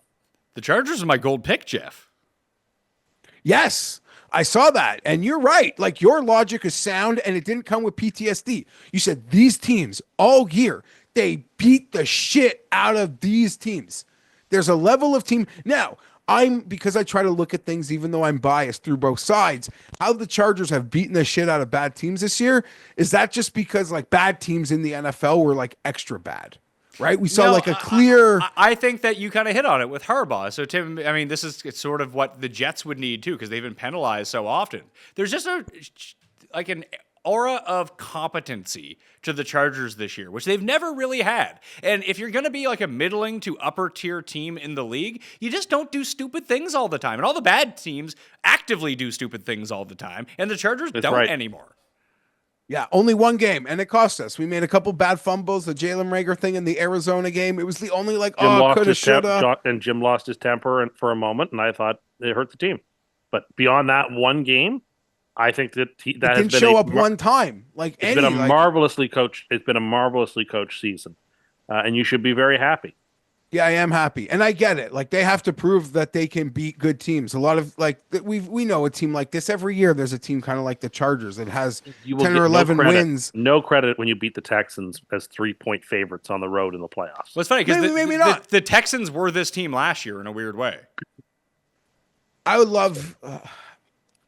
I would covet an opportunity to play. I kind of feel like Yeah, I kind of feel like this team is more like the Browns of last year. A little bit, but like, I mean, you have Stroud. Maybe Stroud's taking a big step back, but you had this quarterback that all of a sudden, like, oh, if we could just have competent play around him, all of a sudden we can be good. And that's what we've seen with the Chargers. They have the quarterback, and Harbaugh has been very good at elevating C- players to be B- players, which is just huge in the NFL. Yeah, it really is. And I think the defensive coordinator is good. And yeah, I don't know. Like they beat the Patriots 40-7. I don't even know what to take from that. The Patriots didn't even seem like a professional operation. They don't put any pressure. Like the Chargers realized quickly into that game, if you watch, they passed all day because like they couldn't put any pressure on at all. Herbert just stood there and guys just finally got open and he would hit them. And we probably will get got by good teams in the playoffs. And every year a team makes the playoffs by stacking up wins against bad teams without a single quality win on the schedule. The only Chargers quality wins are Denver. And I'll insult Denver here by like, fuck that. So, I'd love a quality win, but when you win 5 games the year before, like, I'm not in a position to like worry about that stuff. I'll worry about that stuff next year. If they can't beat good teams next year, then that'll be a problem for me. But right now, it is not. And I am worried that Antonio Pierce will play dirty and desperate Raiders because Chargers could be playing for nothing. So I guess these are the last games, Tim, on your pointless parlay here. You have Houston and Tennessee is the first one up, and Tennessee is a 4.5-point favorite in this game. 1 point I'm looking at right now. Oh, they're a 1-point dog in this game. Okay, interesting. Okay, well, depending on where you look, I guess I see them as a 1-point favorite, but obviously that's switching around quick. Yeah, we're using coolbet.ca for our odds on this. The Titans money line is my second part of the pointless promo parlay. anything? This is twice now. Sorry. Twice now. Just I'm the worst. stepped It on was it. 4.5 this morning. So somebody really likes the idea of The Texans? Of Or the Titans? No, because they announced both quarterbacks are playing or something. Yeah, they made a quarterback announcement today. Levis and Rudolph will both see time in this game, and they have not announced a starter yet. Okay. So go ahead, Tim. Continue. The Titans. Cover and win. I don't think but I know the Texans have nothing to play for, and I just think the Texans team is also not that good anyway. I'm taking Houston because I think that they need to have something positive go their way, Geoff, going into the playoffs. They have to try a little bit, even if it is with Davis Mills. Absolutely. They have to. They need mojo, even with Mills. I actually hope it's Mills. Someone tweeted something. Since week 6 versus the Patriots, Stroud is in a tier of quarterbacks that would like haunt you. He's been like horrible. it's like the Will Levis tier of QB play. One of the absolute worst quarterbacks in the league since week 6, who's got like enough starts that anyone should give a shit about. It has been scary bad. The fact that they think they should rest him to me is weird. I'm taking Houston. Tim, should Houston see what they can get for C.J. Stroud inside Darnold? No, they should. No, they should not. Jacksonville and Indy. Indy's favored by 5.5. I don't know who's playing quarterback for Indy. I'm guessing it's probably going to be Anthony Richardson if he's able to do it. If not, we're going to get Flacco. It doesn't impact the spread either way, as we've seen. Mac Jones still going to go for the Jags in this game. Doesn't this feel like Indy bounces back in a big way when it doesn't matter anymore? Yes, Colts are the third part of the pointless parlay. And I like the Colts against the number. And you like Tennessee on that parlay too, right? I do. There's one more to go. I really like Indy in this game overall, Geoff. They might be my super lock. That makes a lot of sense. Seems like an obvious, easy bounce back spot. Does it matter who's playing quarterback? No, it doesn't matter to me. Do you care? Yeah. Nope. I'll take Indy with you guys. Before we wrap it up here, I just make a prediction. Like how many head coaching vacancies in total at the end of the season? There are already three. We have 3. Jacksonville, Jets, Vegas, Bears, maybe the Giants. Jacksonville's. I said Jacksonville already. Yeah. So maybe Colts. Giants, maybe Raiders, maybe Patriots. Do you I have think like maybe- a strong opinion about any of them? I think maybe Colts too, Jeff. I don't know the inner Not done a good job. workings. He's not done a good job with that team. I don't know, man. Like he has had them. I don't know. I don't not like him. It's been very weird there. And then they drafted a developmental quarterback. And it got really awkward. And Dallas, I mean, McCarthy technically is out of a job. He's after, got it. like, I don't think he's being fired. Well, he's not going to be fired, but like he doesn't have a job after like next week or whatever. Right? So he's on a 1-year contract. They'll re-sign him again, I think. So of the Raiders, Patriots, and Giants, which one do you think is most likely? For what? To be fired? Yeah. Raiders. Raiders. Yeah. I think it's Raiders too, because like just I'm Brady not convinced that influence. Mayo will be fired. Yeah. I'm not convinced that Kraft will do that. I'm with Tim that I don't think that Kraft might, since he was Kraft's guy, he might get another year to see if he can turn it around. And I think the Giants can look at the situation and be like, are we really going to do better than Dayball? And the answer is probably no. But also it's like, do we really want to bring in a new quarterback? Like, shouldn't Dayball get a chance to pick his? Don't they? Yes. You wish you could fire Skinny Dayball for Fat Dayball, but in totality, like, don't you think Dayball's never picked his quarterback? No, like, I feel think like his they one have to, playoff appearance and playoff win bottom equity for that. and I feel like he has kind of, in some weird way, despite how disastrous it is, I feel like it's crazy to get a quarterback who will need to be developed and not let Dayball get the first shot at it that he picks. Do you know what? Oh, here's why the spread shifted. CJ Stroud is playing, not Okay, Davis Mills. Which makes sense, like, because to the point I made, like, it would be, they don't have a choice. It's been that bad. They have to get him out there playing some easy pitch and catch. And Andy I Reid. still like the Titans on the parlay. I was going to give you a chance to take it off if you wanted to, but you're still committed to it. That's okay. It says everyone will be out there playing, and we'll see how the game goes, says D'Amico Ryans. Let me ask you this. Let's say they actually lost this game. What would their point spread be it Chargers or Pittsburgh? I think it's still like 3. Like if it's Pittsburgh, yeah, it's probably 3.5 either way. It's Pittsburgh. They might actually lay a point into Pittsburgh. Yeah, I mean, but if that's the case with Pittsburgh would have just come off of beating Cincinnati, probably. True. So it will seem like they've rectified some of their problems, even if it's artificial or not. At least coming into the game, they'd be riding on a win, which I think would be anytime that you can give the Steelers like some extra juice, the books will do it. Because who the hell wants to bet on Houston in the playoffs? Not me. I think they're the worst team in the playoffs. Andy Reid said that there's a chance, Tim, that Mecole Hardman could come back for the playoffs. And you know how valuable Super Bowl he is. hero. He caught the Super Bowl winning touchdown. Seattle and the Rams in a pointless game. Do you think Not quite? The Rams could affect their seeding. The Rams could still affect their seeding. The Rams could affect their seeding, yes. It's pointless for the Seahawks. They've been eliminated. The Rams are 3-point dogs, and Jimmy G, I believe, is expected to play in this game, not Matt Stafford. I will take the Rams and the points.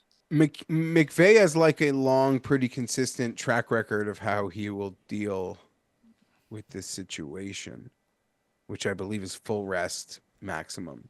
I mean, especially when you have Puka, who looks like he gets hurt every time he catches the ball. Kupp, who's clearly not 100%. You have no offensive linemen. You can't afford to lose any of them at this point, and they're not good right now. They just have to get healthy. Like, I don't think they care if they're the 3 or the 4 seed. I agree. I think getting just like a week off, and I would say to the Chargers, I know it sucked to play Baltimore, but having a week 5 bye, like if the Pittsburghs do win, okay, we've had a week 5 bye. Like we're dead. We're dead in Baltimore, but it would be nice to get like the full week off. That'd be nice. Yeah. So you're taking Seattle with me, Geoff? Yes. Yeah, I mean, with the Chargers, I think there is such a discrepancy between playing Houston and Baltimore that if you have the opportunity, you have to go for it. With the Rams, I don't think that there's that big of a difference. I mean, yeah, you could face Minnesota or Detroit in the first round, or you could face Green Bay. I guess you could technically backdoor into Washington in one of these scenarios, and that would be optimal for you, but all the other options are not great either way. And you have no chance if you're not healthy in any of them. I don't disagree with anything. San Francisco at Arizona. Geoff, someone tweeted at me this week that Kyler Murray is the most Jets quarterback of all time in like 3 years. Okay, like I don't know, maybe. Like I don't know what the naked dot connect is there. It's just he's not. Give me Arizona. They moved the ball a lot. They crossed the field. They were ready to do something, put up points. I feel like they were in positions to score way more points than they did in that game. Give me San Fran will be on a short week for what it's worth. San Fran is ending what could be like a championship run that ended in no championships on Sunday. It's going out with a whimper. I Disagree to the last part of the money line pointless parlay. I like San Francisco. Did you put the Rams on it? No, because only pointless games are in there, and the Rams can affect their seeding, so they don't qualify. I like the 49ers in this game as well. Like, I mean, you mentioned it on the Sunday night show about Arizona moving the ball, Tim, and we've seen that happen a bunch of times. Like the Minnesota game was a perfect example. I think they doubled Minnesota in yardage for that game, just lost at the last second. Like they just don't execute. They can't score touchdowns. No, they just can't. What are you reading, Geoff? Oh, just people bashing Raheem Morris. We already did that. My wife just. I know. I'm just your wife. My your wife your just your keeping wife tabs. is your wife is texting you about Raheem Morris. No, I checked my phone because it's something from my wife. They're just returning from an event. All right. Well, she's going out for dinner with her friends. I'm going to watch the kids and go to Publix and get a buffalo chicken finger sub. Sweet.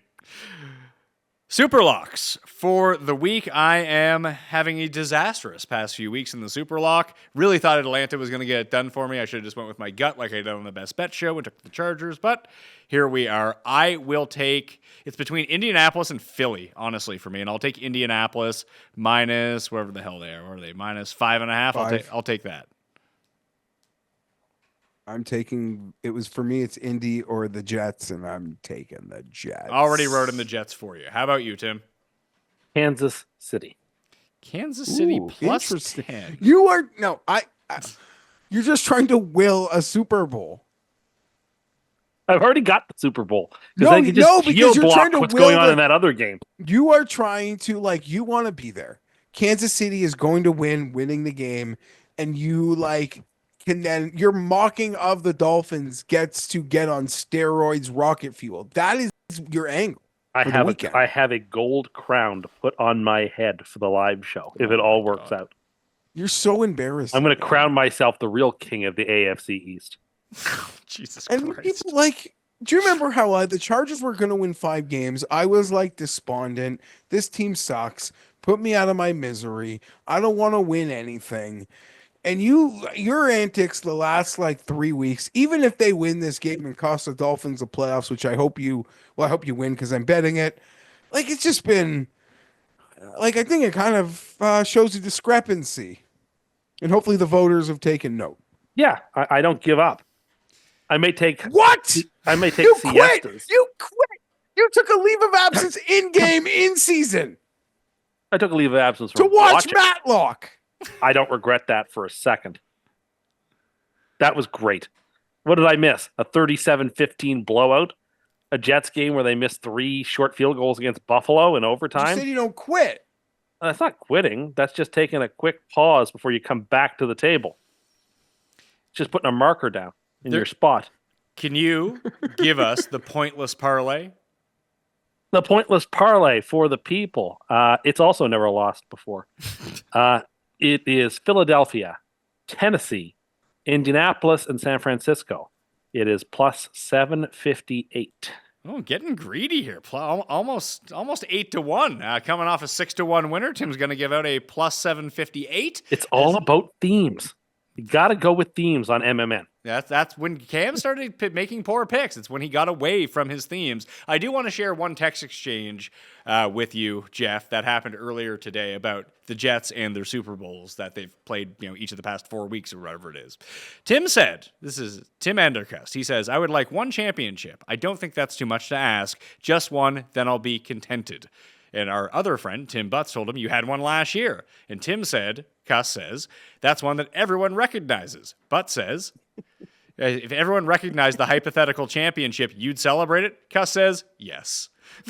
If everybody did, if they were allowed to like put up a banner at MetLife, the way that like the Expos hung a banner for the 1994 Like the way season. the Colts had an AFC finalist. Yeah, banner. if they were allowed to have like a banner ceremony for the year that could have been, then yeah, sure, I would celebrate that. I totally would. But I also appreciate that the vast majority of people are not going to celebrate what I think was a hypothetical championship. So no. That coming straight from the mind of Tim Undercust. Tim and Cust. That is not my name. We gave the people what they wanted today, Tim. I appreciate that very much because, look, it's football. It's week 18. You'd think there'd not be a lot of interest in something like this, but you got all Tuesday. Then you got all New Year's Day. People are going to be hungover. They need something to listen to get them through that day. Go Irish. We need that win on New Year's Day. Go Irish. Jeff, when do you return to your most hated place on earth? Canada. No, that's not true. That's really how it sounded when you were just down talking. No, your I'm just saying, like, homeland. I'm not offended by that. He doesn't want to give he doesn't want to give the date so that the people don't know when to go through his bag to find all those Reese's. They'll be ready ready for him. Oh, that's true. I don't think that's contraband though. What day is is New Year's Day for There's one Notre game. Dame? There's one game on the 31st, but the Irish play the last game New Year's night, the Sugar Bowl against the Bulldogs. Beautiful. I will be back on the 2nd. Do the Bulls have mascots? Like, is the Sugar Man their mascot at the Sugar Bowl? The Orange The Bowl has a Pop-Tarts mascot. Bowl has mascots. Yeah, he was- Orange Bowl has a mascot. Not every bowl does. Like the Rose Bowl. The International Bowl at Skydome had a mascot in Canada. They played it for a few years. It was Was he Cam like a- Stewart. Did Cam was Cam a fixture at the International Bowl? Yeah, he was the in-game host. Like, you know how Gronk hosts the LA Bowl? Cam was the host of the International Bowl. You need to ask Cam about this on the Best Bet show. His experiences as host of the International Bowl, which I think had like the University of Buffalo like three It's times. Buffalo in it or Yukon. something. It was a good game. There was a some good running back players. in that game. Brown yeah, went to the Colts. Yeah. and Darius Yes, Butler was in that Donald game. Brown. Donald Yeah, Brown. Donald Brown that went to the Colts. There were some pro games, and that was the day that Arizona upset someone in the playoffs, and then Darren Sproles scored in overtime versus Peyton Manning on Wild Card Weekend. I watched that game on the place that we were drinking at our friend's house in college during that game, and they didn't have cable, but we were able to bunny ears it like through. We were watching the game through like some static. It was very exciting. Big Sproles game. That earlier game was Arizona winning against Atlanta in what was the start of that Arizona Super Bowl run. Yeah, then they went and tuned Carolina the next week, I believe. They sure did. I mean, Carolina didn't have a quarterback. I remember They had Jake Somebody Delhomme. had- Yeah, they had the Delhomme. number one seed. He threw like 5 He picks. threw in that game, 5 didn't he? interceptions. Yeah, he did indeed. Well, that But one- yeah, ask Cam about. People will want to hear about his experiences as the maitre d' of the International Bowl. Well, I am speaking with Rob and Cam on Thursday morning. We're pushing the show a day back so we have more information about the week. And I'll have a golf show coming on Wednesday as well if you're looking for more content. If you're looking for more golf, I got a research show, best ball strategy and ranking show, and Jeff and I did our bet show as well. That's all out on the pod feed and on Mayo Media Network right now too. And then hopefully trying to cook something up for Friday for a live show, maybe 10 a.m. Eastern time to have you tune into that. Saturday is going to be the research show for golf. And then Tim and I will be live on Sunday night with hopefully the guest of our choosing. We're trying to get him for the final Sunday Night Live of the season before we get into our playoff schedule. All right. Thank you all for watching. You smash the like while you're here, okay? I'll see you next time. Mayo experience! Experience!